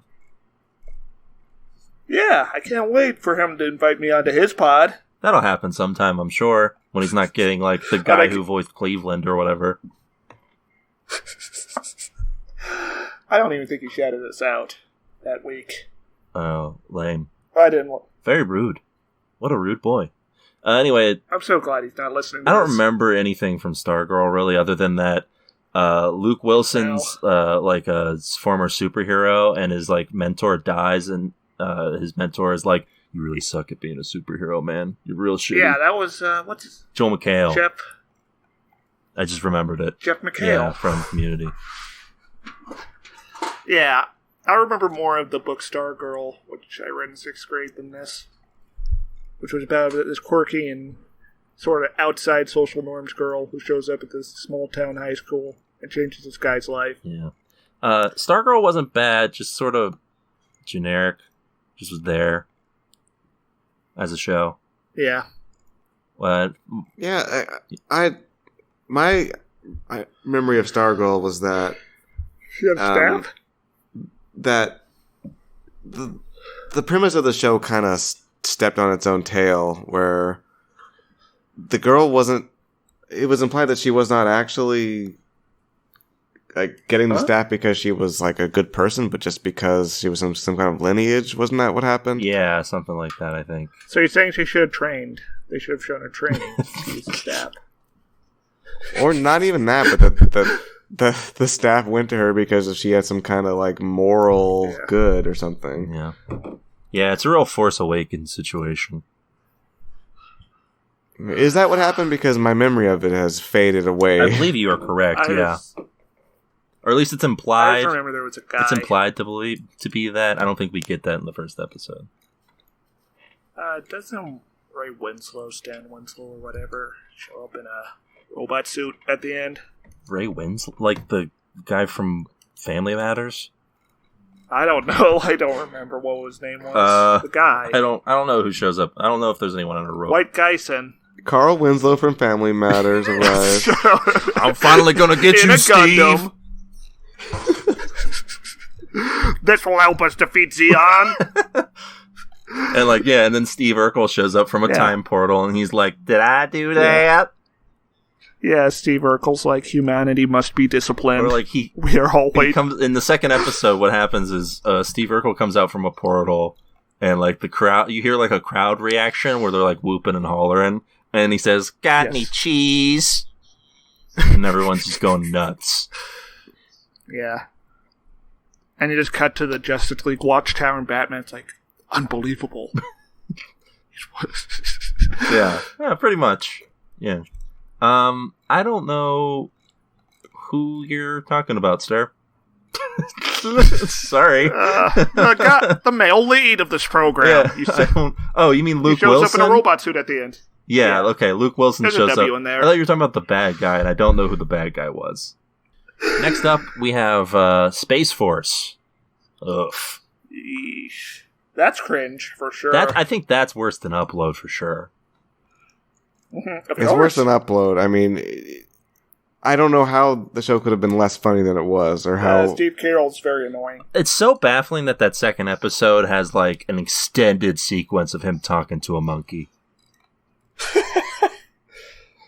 Yeah, it's like that's like the fastest Flanderization of a character I've ever seen. Yeah, a TV show. It happens in real time. Like, it's good. I guess, and it's also... Maybe he got brain damage from the rocket fuel. Yeah. It's wild, too, because the cast listing is, like, impressive for how bad it is. You have all of these great actors, and they don't do anything. Like Carl Winslow. Yeah, that's right. Carl Winslow is here, and so is Steve Urkel. They're working in Space Force. A guy who looks like Jonathan Banks is here. Yeah. Are you talking about John Malkovich? Yes. Yeah, John Malkovich is here. The lesser John. Oh, bold take. Yeah, John Malkovich is here. Ben Schwartz, aka the voice of Sonic the Hedgehog, is here. Yeah, like also Ryan Drummond, oddly enough. Yes, they're both here and they're dueling. Also, Brian Drummond. Fred Willard is here, and this was his last role before he died, I think. Oh. Yeah, he plays the crazy. Okay, he plays the crazy dad. Yeah, it's like the inverse of El Camino. Yeah. Imagine this, guys. It's El Camino, but cringe. Imagine this, guys. We're watching a show, and just inexplicably, all the lead characters are not voice acted, but played by Sonic's voice actors from all the years. And this is not, they don't mention Sonic at all. Oh, so Steve Urkel is in this show. Yes, yeah, he does half the voices. Hey, I'm Sonic the Hedgehog. Ah! Yeah. No, like they cast all of Sonic's voice actors as actors in some show, but they don't mention Sonic at all. Yeah, one of the astronauts is just like, no in-flight movie? I'm out of here. Just rides a panel of the rocket Now off. I'm picturing that. Yeah! Now I'm picturing that that scene with Steve Carell and the monkey, where he's just like, "Hey, way past cool, dude." It's time to quit monkeying around. Yeah. Listen, chimp. And then it turns out the monkey's name is Dr. Robotnik. Oh, yeah. And then the monkey drifts off into space and finds a monolith. It becomes Jim Carrey. Oh, it's a secret prequel. Yeah. So yeah, Space Force. I don't know if it's. Is it worse than Hunters? Are we're just gonna do the comparison? That's a contender, that's for sure. Yeah, it's. It's fair to pit them against each I other. think it's close. I think I have to ruminate on which might be worse. To be honest with you. Next up is one that I don't think Sarah watched, but we described the show to him. Oh yeah, it's the game show. It's the first and so far only game show that we've watched on the program. Don't. Yeah, that was a premise for a game show that could have used a little bit more workshopping. Yeah, they should have maybe they shouldn't have rushed it. You know, maybe "Don't" was an apt title for not producing it right now. If I was a host, I'd be like, "Don't not have sex with me, ladies," and then I would be in jail. So is it? Yeah. Adam Scott was hosting this game show, and it was like. It was whatever. Do we really want to talk about this? It wasn't like it was mediocre. It was so weird. Like some of the games they did were legitimately like follow the name Don't, but some of them were just like trivia. Yeah, they were like trivia. Like don't. It was like don't say the wrong thing. Yeah. Don't say the N-word. It was. Well, some of them were like. And the challenge is it's just a really muscular black man. One of them was just like. Standing next to contestants. One of them was just like. This was an actual one that you came up with on the pods there. Oh, sorry. Go listen to the episode, folks. And yeah, like one would be like, don't guess wrong, and it would be like a trivia game. It would just be like, okay, well now I'm just watching a regular game show. Also, Ryan Reynolds was like the narrator of the game show. It was very strange. I don't know. I think he makes a good narrator. Well, yeah, maybe not. But like, it was a very strange idea. It wasn't anything bad or good. It was like I think the most middle of the road show we watched all year. It was. I think I said in the pod, it was something that I would never ever like decide to go out of my way to watch, but maybe if it was like on at a waiting room, it would entertain me for 15 minutes. Yes. So we are in agreement then. Most average show of the year. Exactly. If it was on in a waiting room, I would look at it when not looking at something on my phone. Yeah, when nothing interesting's happening, when no one's responding to you and your heart begins to burn. Yes, exactly. Yeah, like when I make a post on Twitter, when I post the word horny and I don't get any responses. Jesus King. I would look up at the TV away from my phone for just a minute, and then I'd check it again to see if anyone responded, and no one would. Next episode we brought Connie back for this one. Our first comedy special. Eric Andre, Legalize Everything. Yeah, Eric, I liked it. It wasn't his best. He tried, but stand-up comedy is definitely not Andre's wheelhouse. I don't think it was fun for like a first-time comedy special. Didn't Tim Heidecker kind of outdo him in his own game? Yes, with his special. Yes, 100%. Yeah. Go. Yeah, actually, that's a good point, Stairmaster. Don't watch Eric Andre's special. Go watch Tim Heidecker's instead. It's on YouTube for free. What's it called? An Evening with Tim Heidecker. Oh, that's easy to remember. Yeah, he pretty much does Eric Andre's game way better. Yeah, watch on cinema. Half of the jokes on that were just like, I got high. Yeah, which is probably why Stair liked it more than we did. Wow, he's just like me. Whoa, I do that. Yeah, that's a tune-in for marijuana. Made 2020 bearable. I probably would be dead if not for it. Wow. Just kidding. Saddest thing I've ever heard. Yeah, sad if true. All right, next up on the pod we have Perry Mason. Oh my god! Time to ragdoll sex. That's all we Isn't that all we need to say about that? Yeah. Not a great show. I've heard it's weird because I heard a lot of people praising this show. I felt I was getting. It's like a Harley Quinn situation. That's what I was feeling like we were getting a Harley Quinn situation here, but I'm definitely not interested in going back and watching. Yeah. Are these two shows why we invented the Rabble? To be passive aggressive? Maybe. To be. I think when did we start doing the Rabble? Do we remember? I don't know. I think someone complained to you that we did the recaps at the end of the episode. No. It was post 100 when we. It was post 100 when we started doing it. We were in Denver by the time the Rabble started. Yes. So maybe subconsciously we just sort of started doing it to rebel. Yeah, we're very bitter. We're the bad boys of podcasting. It's been confirmed. That is. Many are saying this. This show was not good. I don't know if it's compares to like the worst though. Wait, what show? I've already forgotten what show we're talking about. We're talking about Perry Mason. Which is that's appropriate. You've already forgotten it. I thought the show was intensely boring. I think I don't understand how anyone could have put this to screen and thought that this was interesting. It's a bad sign when you see a dead baby and you don't care. Yeah. Also, they do the thing where he's not a lawyer already. We're gonna wait till the end of the season for him to be a lawyer. It's essentially Perry Mason Origins. This is Perry Mason on Netflix. Yes. But this was an HBO show, so weird that it wasn't on Netflix, because it feels kind of like a Netflix show. I think the also thing it has a fat guy.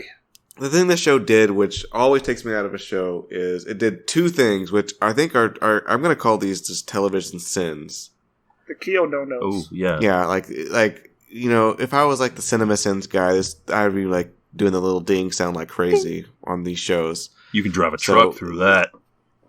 So the first one is having a main character who does not appear to care about the events of the show.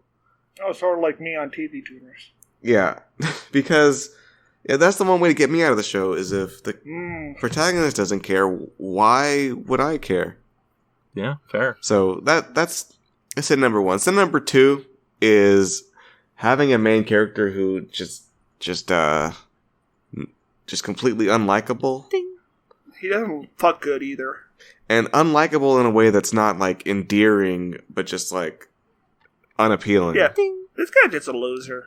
Yeah. Okay. You had enough there, Swanson? Ding. Yeah.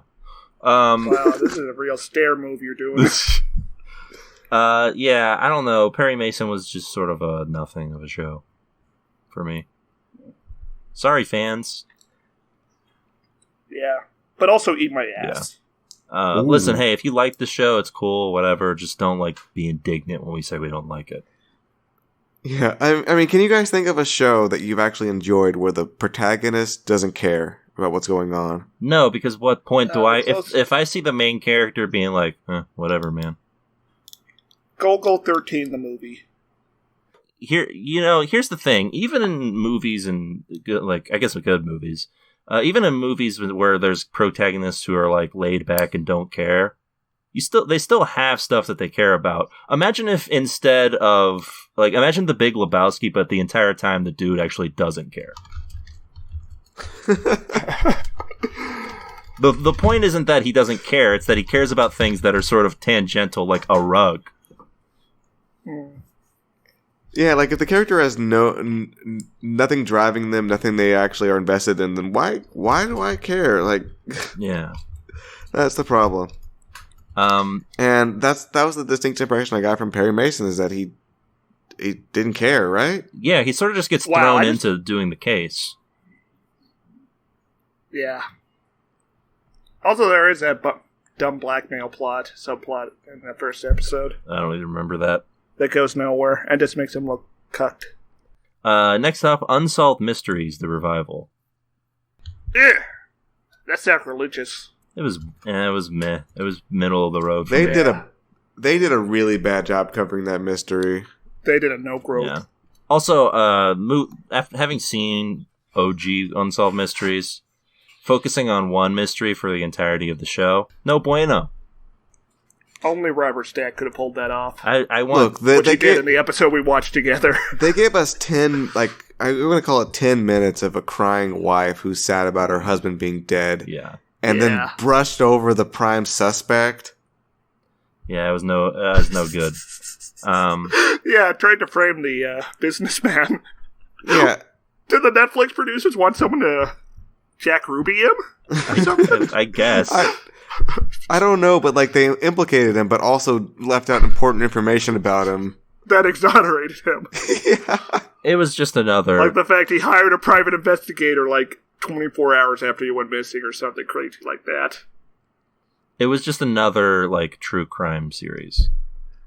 Wasn't anything fun or interesting in the long run. Next up, HBO Max's Close Enough. What was It was that? like the regular show, but they're all like humans. Oh Yeah, that was all right. I mean, yeah, they're like, what if they fucked? Yeah, and Jason Mantzoukas was there. Yeah, I was gonna follow up on that, but I never did. I did follow up on it. It's good. Yes, you talked to. I believe you. Yeah, it's pretty much just, hey, do you want like the regular show, but like humans? Here you go. And that's the TV tuners. We got what we wanted. it was regular show for adults. Yeah, pretty much. I mean, regular show was already kind of mature. Yeah, but like this Ish. one is not on Cartoon Network, so you know it's for adults. Yeah. I remember looking up Tweet of the Week and just finding pornography immediately. That's how you know it's for adults. Let's see. Next up, Arthurian drama from Netflix, Cursed. Yeah, now just read Face Day Night instead. I seem to recall Kyorain enjoyed this one. I did enjoy it, but not enough to watch more of it. I didn't like the part where she murdered dogs. She's a hero. Yeah, that was pretty wild, right? The dogs were just sort of like... Yeah, especially like, this was when the George Floyd movement was like at its heated. And as we all know, dogs were just dying left and right at that one. Yes. Yeah, They sent Pete Buttigieg out to put down the riots. I don't know. I didn't make any connection between current events and that show. So I just like dogs. okay. I think I missed that part actually. So I don't know. It's at the end. You She gets stopped the watching before that. big sword, and all these dogs show up from like straight from like those shirts that like weird kids used to wear in high school. What? Yeah. Either way though, I just thought it was a fun little show. I think it had potential to get better, but I didn't follow up on it. So Yeah, I'm just glad a girl's getting it done. Yeah, it's true. yeah, Truly. I just thought that the king was really amusing and Merlin was really amusing. Too. I really Yeah. did love that scene at the end where Merlin makes it rain blood and the king starts drinking without even looking at what he's drinking. And then he finds out it's blood and he's just like, Merlin! It felt like the fun. end of like a fraternity movie. Animal House. Yeah, it was just the end of Animal House, but in King Arthur setting. Wasn't Merlin in the Arthurian legend constantly like hitting on women and laying pipe? He would be perfect for Animal House. Yeah, he's pretty much John Belushi of the Arthurian legend. Ooh. I can imagine him going out like John Belushi. Yeah, probably. I mean, he doesn't have anything better to do in that tower he's trapped in now. Yeah, Cursed was alright, I guess. Sort of, nothing special. Yeah, it was all right. Next we have a traumatic moment in all of our lives, but also the pinnacle of TV tuners, perhaps. The TV Gauntlet. That's right, we watched... Oh my God. Oh, God. That's right, our dear friend Elle exploded in front of us, and we were forced to go through 4 TV shows, 2 of which were okay, and 2 of which weren't. Yeah, there was the Jeffrey Buckheimer one, right? Yes, that's Hightown, right? Something. Yeah. Hey, it's Hightown. Whoa, hey. Whoa, hey, what's this lady doing on the beach? Oh, no! Hey, whoa, this lady's dead here. Yeesh. Hey. Gross, it's like The Shining. Yeah. But worse. Hightown was, that one was interesting. It was alright, I guess. I did not follow up on Hightown. Yeah. Even though I was like the staunchest defender for it, I Because think. it had high in the title. Yeah. And a cop lady who does coke and has sex with other women. Yeah. Which is a cool combination. It's a shame that the mystery that she was actually solving wasn't that fun. It was a pretty lame mystery that they were already... The mystery of the Hispanic man with the gun. Yeah. It was a mystery that they already solved. Congratulations. It was fine. Definitely not anything to follow up on. The second one we watched was Brave New World. I remember you two being positive on that one, and I was not. I don't remember being positive on it. I remember, when I think of it now, I just feel neutral. I remember, like, the first bit of it was, like, it seemed pretty entertaining, and then just suddenly they went to a different place, and I was just they went to occupied Palestine. Yeah. And I was just like, oh, this is not a good show. I think one of the things that immediately turned me off of it was that I was getting major Westworld vibes. And I'm not doing that again. I think at most I was saying it's not bad with a capital B. Yeah. I don't know. If I recall correctly, Brave New World was first in the order of 4 TV shows we made. Yeah. So... it doesn't matter, though. Well, yeah, none of these are tune-ins or were good. Wow. The Capture, that was the next one. That was boring. Was that the one in South Africa? It was the one where it was, what if the bodyguard was less interesting? I don't remember. Like, was it it was the show where, like, the guy was, like, framed or something. Presumably he was framed for the murder of, Oh, yeah, the lady on the camera. Yeah. Yeah, that's the kind of show I would look up on Wikipedia to see what happened. Yeah, same. Did you? I didn't. I think I did, We but did do that for The Undoing, I think. That's funny. I think I did look up the Capture, and I don't remember I don't actually remember what I read about what happened. You want me to look it up right now? All right. While you look it up, let me just say that the Capture was... I remember being more positive on it than the two of you, but now that I'm trying to think about it again, I remember nothing. So in episode 6, the army guy gets framed again with false footage of him kidnapping his own daughter, and it's shown on BBC. Oh. How many episodes are there? 6. So that's just the end of the show? Emery agrees and pleads guilty to manslaughter on grounds of diminished responsibility. Oh, so he agrees to the initial murder of the show. He's blackmailed into confessing to killing Roberts, the lady, I think that was. Oh, interesting. I don't know. We don't know. Although, yes, he did mention it, Stare. Maybe we'll talk about it a bit more when we get to it. But I did. Okay, I did look up the Undoing ending. Yes, and he did do it. Yes. The last sentence of the Wikipedia synopsis implies that the camera footage of the lady getting attacked on the bus was faked. So he was framed. Interesting.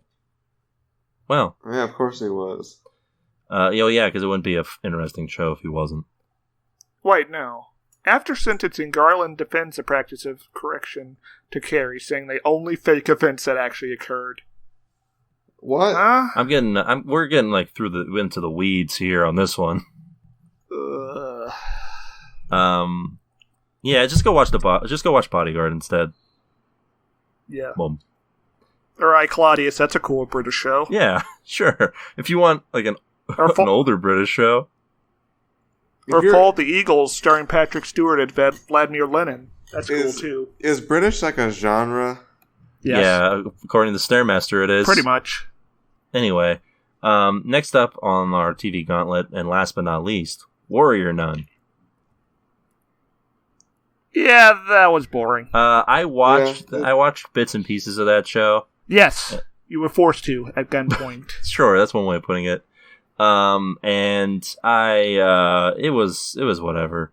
The Warrior Nuns the don't gun is your girlfriend withholding sex or the threat of it. Sure. And the Warrior Nuns don't even get together and like completely Warrior Nun until the end, and then it ends on a cliffhanger. Oh my god, it's like Netflix's Power Rangers. Pretty much.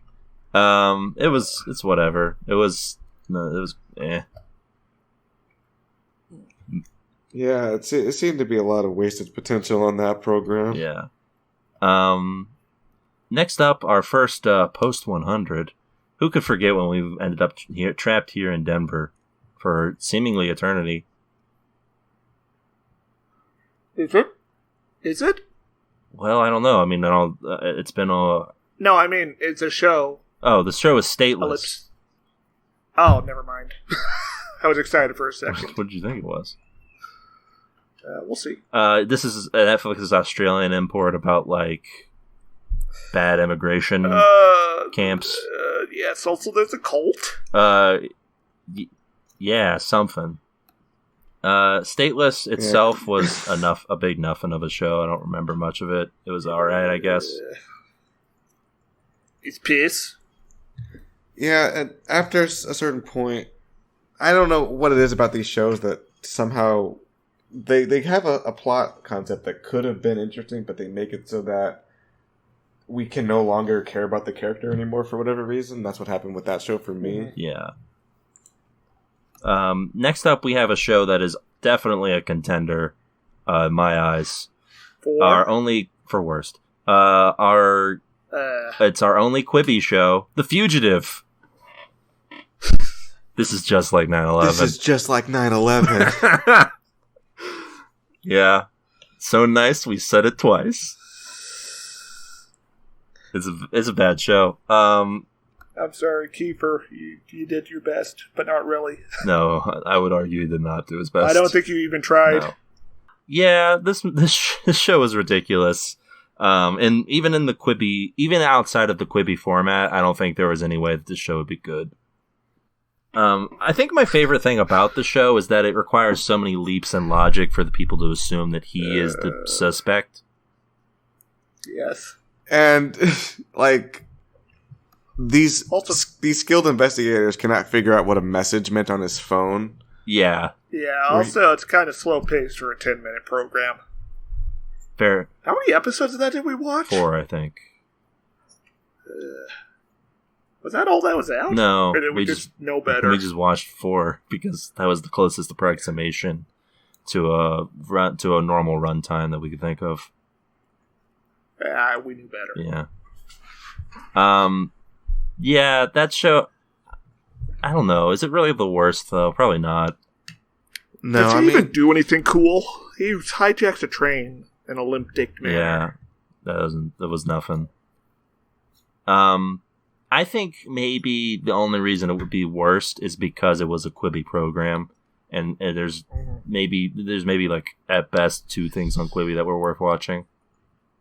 If you're going to have a train in your terrible TV show, I'm going to compare it to Atomic Train, whether you like it or not. And this does not hold up.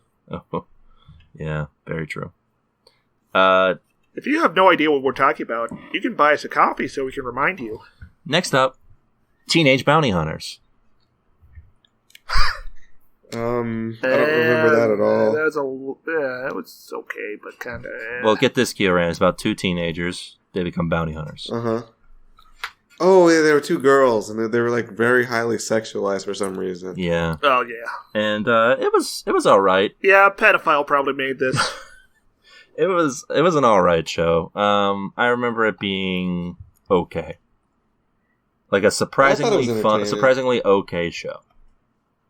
It was not bad at all. It was not a contender for worst or best. No. It wasn't as bad as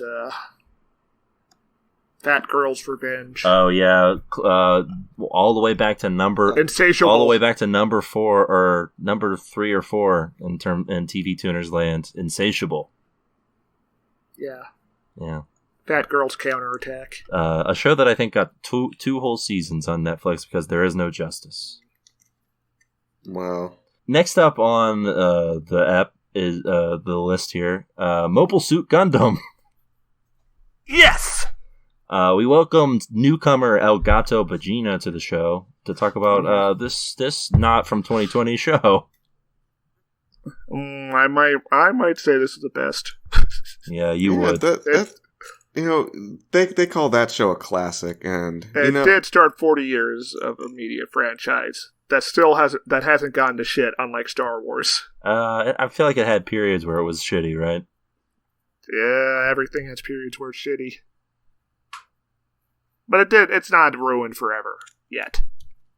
Yeah. Give it another decade. I thought that was a good little anime program. That was a good one. You love to see it. I'm not going to put it on a As a 2020 kid. list, that's for sure. I'm not Joker-fied like Stairmaster. It's got everything you want. Robots, massive collateral damage, abusive fathers, a hot blonde guy Oh, that sounds like Robots. Evangelion. who lies to everyone. Did we say I have robots? It definitely had one robot. Did it have a robot hand? Man. Yes. Oh. It was so powerful it ripped off the gas mask of another robot. Dang. Now that's some power. Ooh. Yeah. Anyway. Next up on the pod, I'm sorry. Lovecraft Country. So we're agreed. Best of 2020. Okay. Oh, this? I didn't even... No. I meant. I guess a car is sort of like a mobile suit. Yeah. That's like an RB79K ball. If you think about I it. keep meaning to watch the rest of this, but then other stuff gets in my way of watching the rest of this. I have heard both good and less good things about this show. Yeah. Yeah, I thought it was entertaining. I don't know. I think that the human interactions were more interesting than the monster part of it. For sure, yeah. I did watch the second episode before moving on to other things, and that was fun. It does seem to be setting up sort of an arc for this show at large, which is good. But from what I heard, it is sort of an episodic show, which is very rare. Yes. So that's fun. That's potential. There's potential there. I feel like it would be improper of... Sort of like The Sopranos. Sure. I feel like it would be improper of me to give it best of 2020, though, having not watched anything else. Hold on. So if Evangelion is like the Japanese version of The Sopranos, and Evangelion is just plagiarized from Gundam, then that means Gundam is the Japanese Sopranos. Yes. There you go. So that means it's the best show we watched this Except year. that, unfortunately for all of us, unless you count all of the other anti-hero shows, Sopranos did not spawn a 40-year franchise. Yeah. I personally think that The Sopranos is like the Simpsons of the 2000s. Expand on that. It's like the definitive American family show. In the 80s, you had the Huxtables, and then in the 90s, you had the Simpsons, postmodernism, we were questioning our institutions. And the Sopranos is like when we realized the rot has set in so deep, there's no coming back. Okay, you know what? Yeah. All right, you sold me on that one, bud. Yes. Actual good media analysis. Yeah, what is this? Maybe I should go on the Dissecting Fiction podcast. Is this a sign of where 2021 is leading the TV tuners? Wow. Next up is perhaps the only actual contender against Better Call Saul, for me anyway, in terms of stuff we watched. The Boys, Season 2. Oh, definitely. I was going to say that too. Oh, yeah, that's a contender for best, for sure. The Boys Season 2 was pretty good. Did you watch all of it? Yes. In retrospect, the front half was not as good. I feel like it picks up in the back half. Yeah, I think the front half was doing a lot of setup, though. Also, that front half does have the whole thing with the whole episode where Stormfront reveals that she's, a Nazi. It does help that they dumped, like, how many episodes? 3? Yeah. They should do that more often. No, I feel like never mind. The Boys Season 2 is definitely a step up from Season 1, which I also enjoyed, which was already a great show, even greater. Yeah, Season 1, by the way, 2019 show of the year for TV tuners. Yeah, I think what I said on the podcast about that show, The Boys Season 2, was that they leaned less on shocking us and more with just being good. Yes. And all of the characters actually get, like... Except for the head explosion. Well, that was also good. Yes. All of the characters get, like, developed in ways that I wasn't expecting. Like, who would have expected the arc that, like, Frenchie goes on? Like, there was one episode where the writing was kind of suspect. And they kind of recovered. Yeah. Which one was that? It was like 5 or whatever. Well, what happened? When him and Kimiko are having their falling out, it sort of gets a little bit cliche. Yeah, I wasn't a huge fan of that. I'll be honest. That wasn't great. But yeah, I think the direction the show goes in is great. I saw a lot of people not keen on some of the parts of the season 2 finale. I would argue. Oh no, I think that's one of the best TV finales. Like on par with Breaking Bad season 4, or So yeah, the Voice season 2 up there.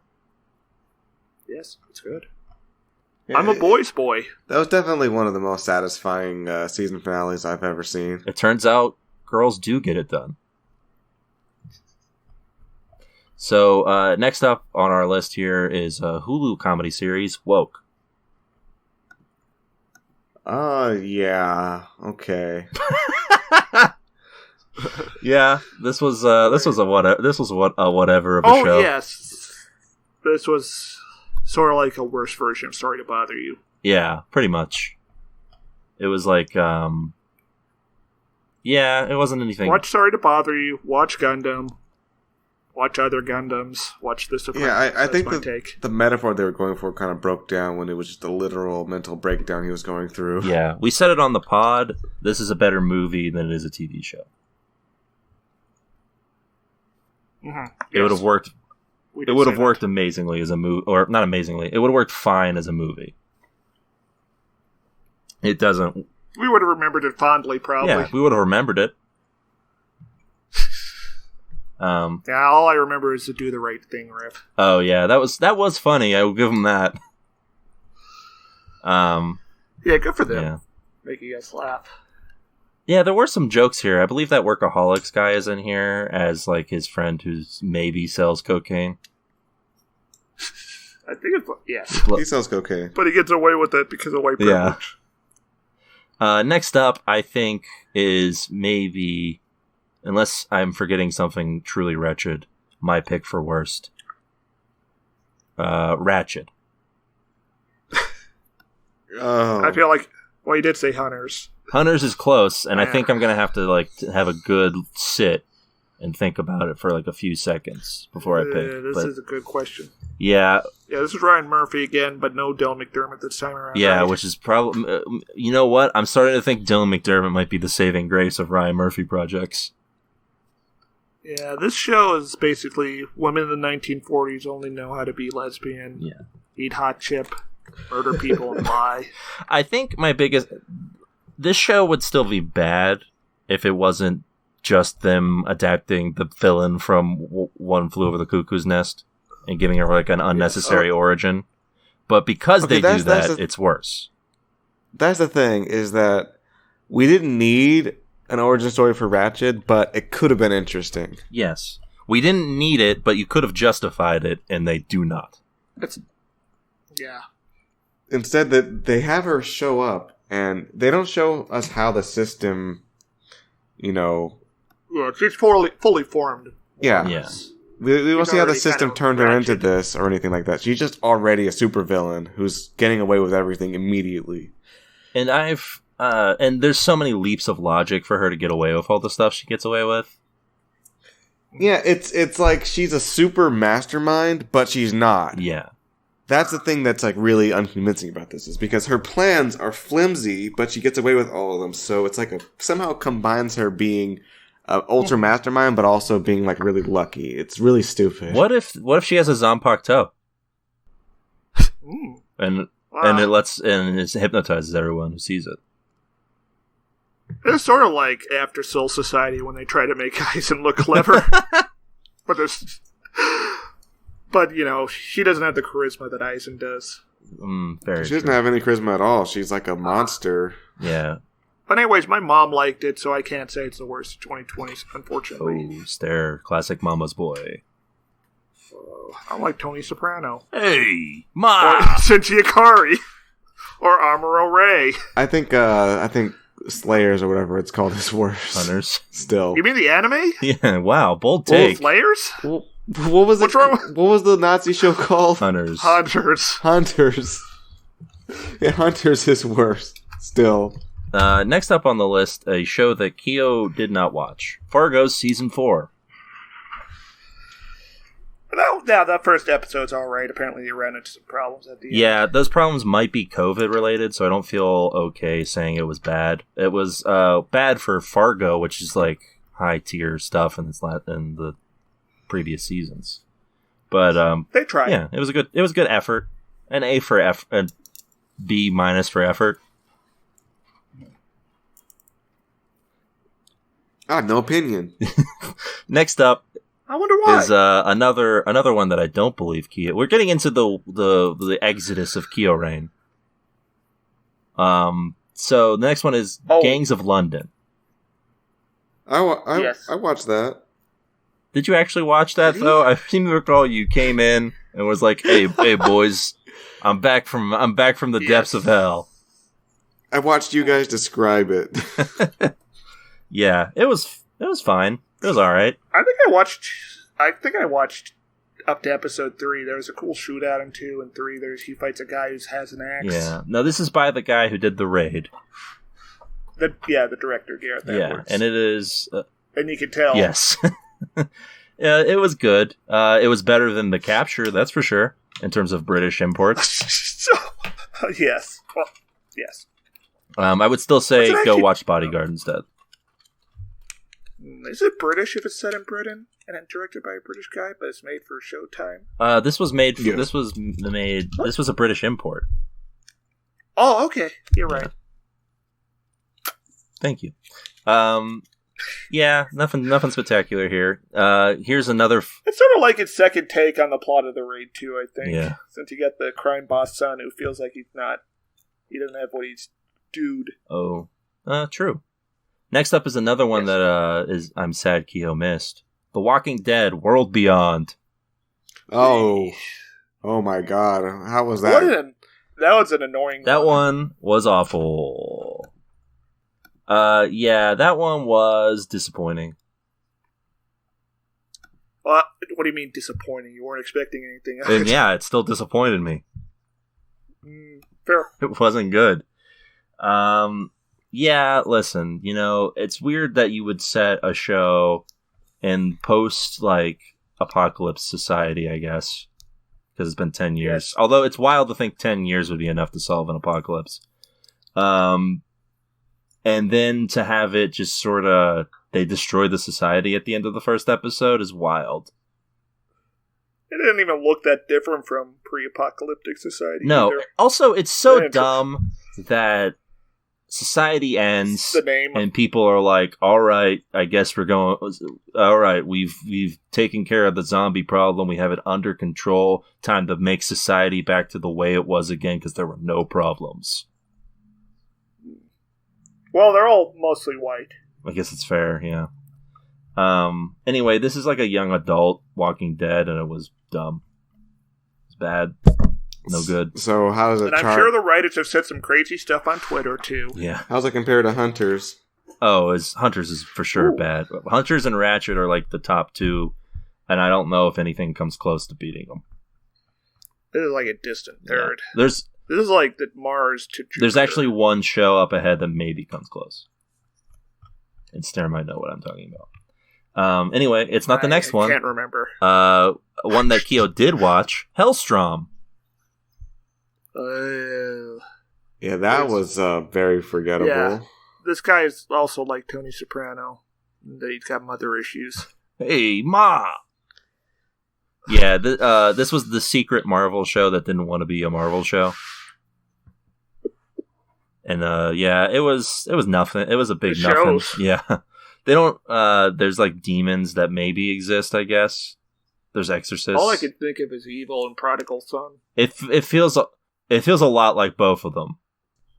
What's up with these shows that don't want to give us a villain at the beginning that we can remember? I thought it was a mom. Like this. It is the mom, and she's doing like the best actual acting in the show, but also she's not very memorable in terms of villains. That's what I'm saying. Like, we need to get hooked into this conflict at the beginning of the show, not like in the middle of it. Yeah, you think Netflix, or I guess the creators of Marvel TV shows, would have picked up on the fact that like the most popular shows were the ones that had the villains like up front. Yeah, it's Wilson, Fisk, Yeah, Kilgrave. and Rape Man. Yeah, Kilgrave. Yes. Yeah, this show was just sort of forgettable, and it's already been canceled. So, like, why do I even care? Rest in peace. Next up, Queen's Gambit. Yeah, this is a very interesting one. This one is of the ones we've watched. It's probably Unexpected. It's up there for best of for me. That show, the first episode was pretty good. Swanson, you the said you watched the pleasant rest surprise. of it. Yeah, the first episode, real good, pretty good. Gets even better from there. And maybe she defects to the Soviet Union at the end. We don't know. We do not know. So, most woke show of the year. Yeah. Besides Gundam. Which came out this year. I think it's I don't know if I would put it on the caliber of The Boys Are Better Call Saul, Woke? but it is definitely a close third, maybe, if not, maybe unseating whoever's number 2. Yeah. Well, you get... Okay. Whatever, I can't... I don't know. I would put Gundam above it if we're just doing best shows we watched. I mean, sure, but Gundam was not from 2020. Next up, The Mandalorian, Season 2. I believe Kyo was here for this one. All I can remember is that reminds me of Womp Rats. Yeah. A lot of Womp Rat talk in that one. I haven't watched all of The Mandalorian Season 2. I'm about 6 episodes in of 8. So far, definitely a step down from Season 1. Yes, watch Thunderbolt Gundam, December Sky instead. Yeah. It's only 60 minutes. Alright, we're nearing the end here, so let's just breeze through these. The who cares section. Yes, sure. The Undoing, because Kyo has nothing to say on these ones. That show is dumb. Yeah. Speaking of shows that I read through the synopsis of, he did it. It turns out the guy that you thought did it. What a show. Well, I mean, it wouldn't be an undoing otherwise if he didn't do it. I guess. I mean, you could have had it be an undoing in the sense that, like, it reveals other things that he's done that aren't murder. Oh, yeah, that would have probably been smart. Like, it turns out he was from an ivory dealer or something. Yeah, he just did the murder is the big reveal. Yeah, that chick was hot, though. The murder chick. It's true, yeah. I'm glad that they established such great traits as her as hot and crazy before she dies. And Bush. Okay, so hot, crazy, and then dead are the 3 traits of this woman. That's right. This would not have happened if she had purchased the Lawnmower 2.0. She would have been able to defend herself. Yeah. Next up, Moonbase 8. I already talked about this one. I liked it. It was good. Yes. Nowhere near best of, but very good. Consistent. What you love to see. Yeah. Next up, another one that I wish Kyo would have seen, because it is a contender for worst for me. Big Sky. Ooh. That's a... Kyo, that show is so baffling that you would have had a field day with that show. Oh, okay, I remember everything now. The fucking incel human trafficker we are supposed to think is a serial killer for the first 40 minutes. This sounds like something I should maybe just watch and talk about with you guys on the next step. Sure. Probably. Yeah. Or write that down. Or ask the computer to remember for you. John Carroll Lynch as a secret bad guy. Yeah. It's an. Is he? Oh yeah, it's a cop. Also, the creepy cop who calls his wife mother against her will. Yes. And apparently doesn't have enough sex with her. Yeah, Kyo. This is the type of show where a cop will come home to his wife, and his wife will say, "You don't have enough sex with me," just out loud.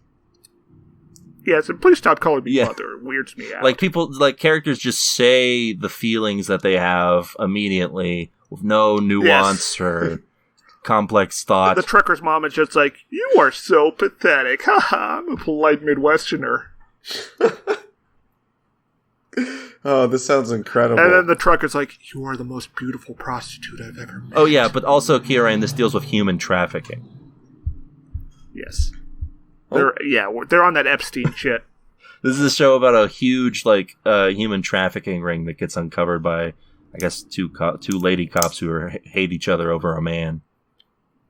Unlike real life, it has nothing to do with the CIA, though. Yeah, very true. Next up, and one that Kyo does remember, Saved by the Bell, 2020. Yeah, that was bearable, I guess. It was fine. In terms of horrible sitcoms we watched this year, it doesn't compare to Upload and Space Force. You're right.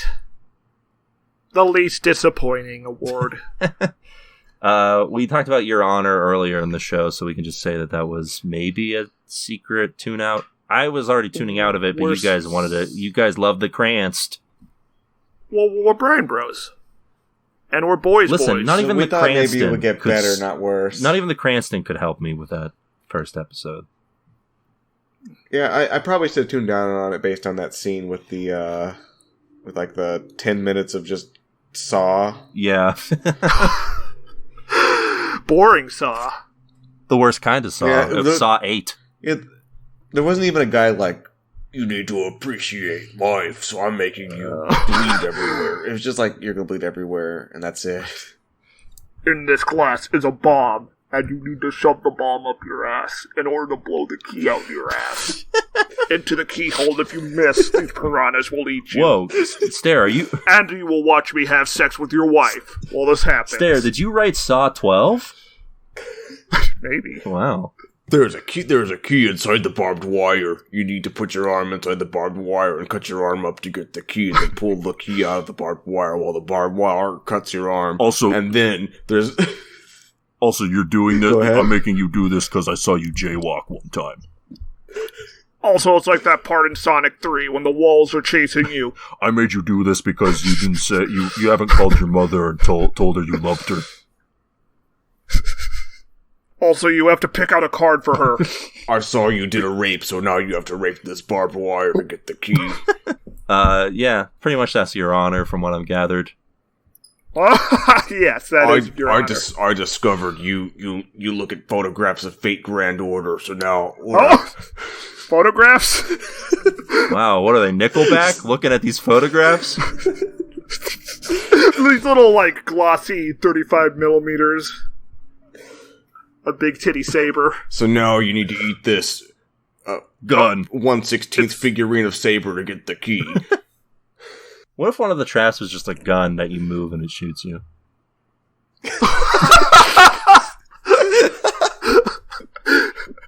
See if you can escape. I think that's just what happens to Donald Glover in Saw. Or, no, his partner. Danny Glover. Yeah, Danny Glover's partner just Yeah. falls for the gun trap. I love the idea. Fails the gun I love game. the idea of lazy Jigsaw.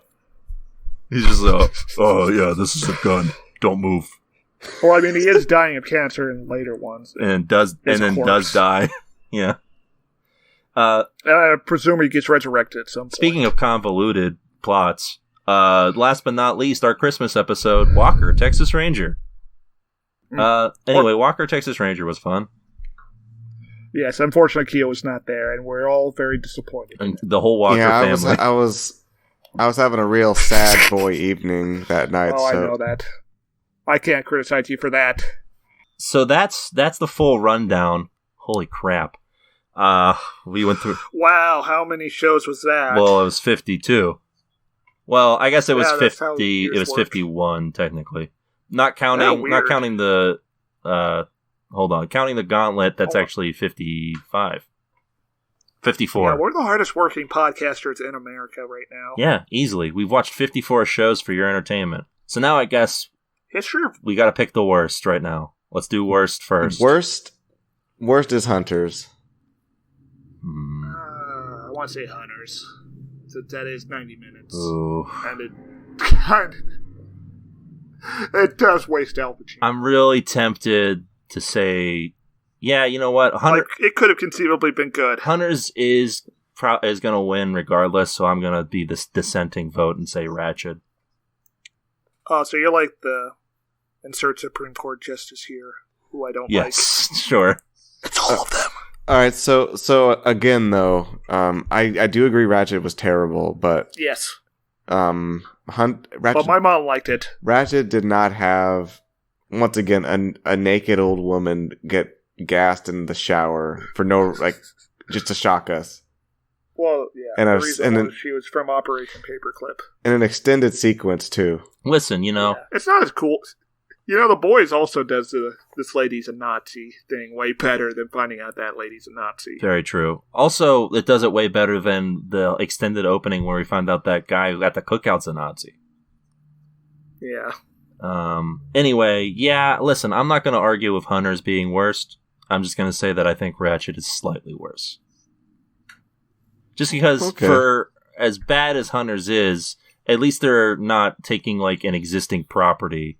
Like they're not taking the Sound of Music and then trying to adapt it to whatever weird Nazi hunting stuff they're doing in this. Yeah, I'm like they're neck and neck for me, and I just went with the one that makes me more angry. So let's not focus on the anger anymore, and instead focus on the positives. What was the best show of the year? I'm gonna go with season 2 of The Boys, and the reason why I'm picking that over Better Call Saul is because we've had 5 seasons of Better Call Saul, and also 5 seasons of Breaking Bad too. And the Boys is a fresh newcomer on the scene and is really knocking it out of the park. I'm definitely going with The Boys here. I think Keo exactly sums it up.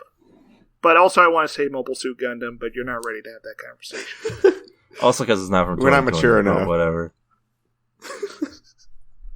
Neither was Walker Texas Ranger. I don't know. This is tearing me up inside, Kyorain. I'll go with The Boys season 2. Yeah, twice in a row, The Boys, fresh newcomer on the block, showing us how girls get it done. Yeah, maybe if Better Call Saul showed us Jimmy jerking off as like against the moon, the backdrop of the moon. Anywhere. Yeah. Maybe Mike's outside the window and he's just like. I think part of it also is that Better Call Saul feels like beyond a year ago. Yes. So much has happened. Which is a little. The Boys came out in the middle of the year in a moment when we probably all needed it to be out. When we were dying. Yeah. We're still dying though. We just sort of the necrosis has set in our nerves. So yeah, there you have it, folks. 2 years in a row, The Boys have sealed it up. Oh, I regret this now. Yeah, we gave I said it when we were talking about season 2. Yeah. You want to change? No. All right, we did it. No, it's set in stone now. It's been decided. Yeah, it cannot be changed. You know what I really wanted. Also, listen, all of these opinions are arbitrary anyway. Who gives a shit? Did any of you watch any more Gundam since that episode? No. It's on my list. I'll watch it eventually, maybe. Yeah. Listen. I'll watch more TV someday. None of this. Maybe it's superfluous to say this at the end of a 2-hour plus episode, but none of this actually matters. You're here because you like hearing us talk about TV, and sometimes our opinions suck. You can agree, you can disagree. Maybe Better Call Saul was actually a better show. It probably was. But I think the Boys deserve the honor of a double TV of the Year award show. And we're all deeply mentally ill at this point. I think there's a bit of a bias towards The Boys on our part because we didn't know if it was going to be good second season. We knew Better Call Saul was because it's just been such a consistent program. Yeah.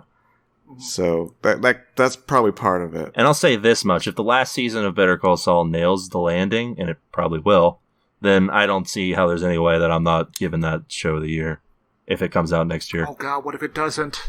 Well, then there's no way I'm not giving it worst show of the year. I'd probably have clinical depression if they've messed up the last season. You don't already?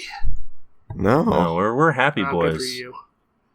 Keo's like that guy from The Sopranos who realized his wife was more important than the mafia. One for the road from Stairmaster. Hey, hold on. We still have the after closing music stuff. Well, maybe I'll think of that's something. About where we're at. That's about it for this week's episode of the show. Hey, listen, it's been a wild year. We're gonna come back next year with more stuff, and by next year I mean next week. So long, 2020, but we're not done yet. We've got one last thing. It's either going to be at the end of this year or at the beginning of the next year, but we've got one last Bleach cast for you guys. And after that, It's going to be next year. There's no way. After that, we'll have the whole shebang. We'll be back doing your Buy Me a Coffee submissions. So if you have something that you want us to talk about that you think will be fun to hear us complain about, enjoy, whatever, go over to Buy Me a Coffee /TV Tuners and donate, and we'll discuss it. And let us know if you want us to give a positive review or negative review on it so that we can be nice. Yeah. You will have to pay extra coffee for that. For us being nice to warp to our it. opinions. Either way. And yeah, with all that out of the way, we'll see you next year for more TV goodness. Until then. Well, and Happy New Year's. I hope you're all having fun out there. Yeah, stay safe. Wear a goddamn mask. Yeah. And keep watching. Bye. It's over. Farewell.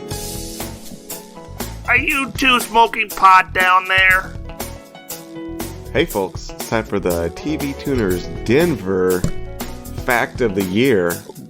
Did you know that Denver will be destroyed by Stairmaster in the next 24 hours? They're too weighed down by its gravity.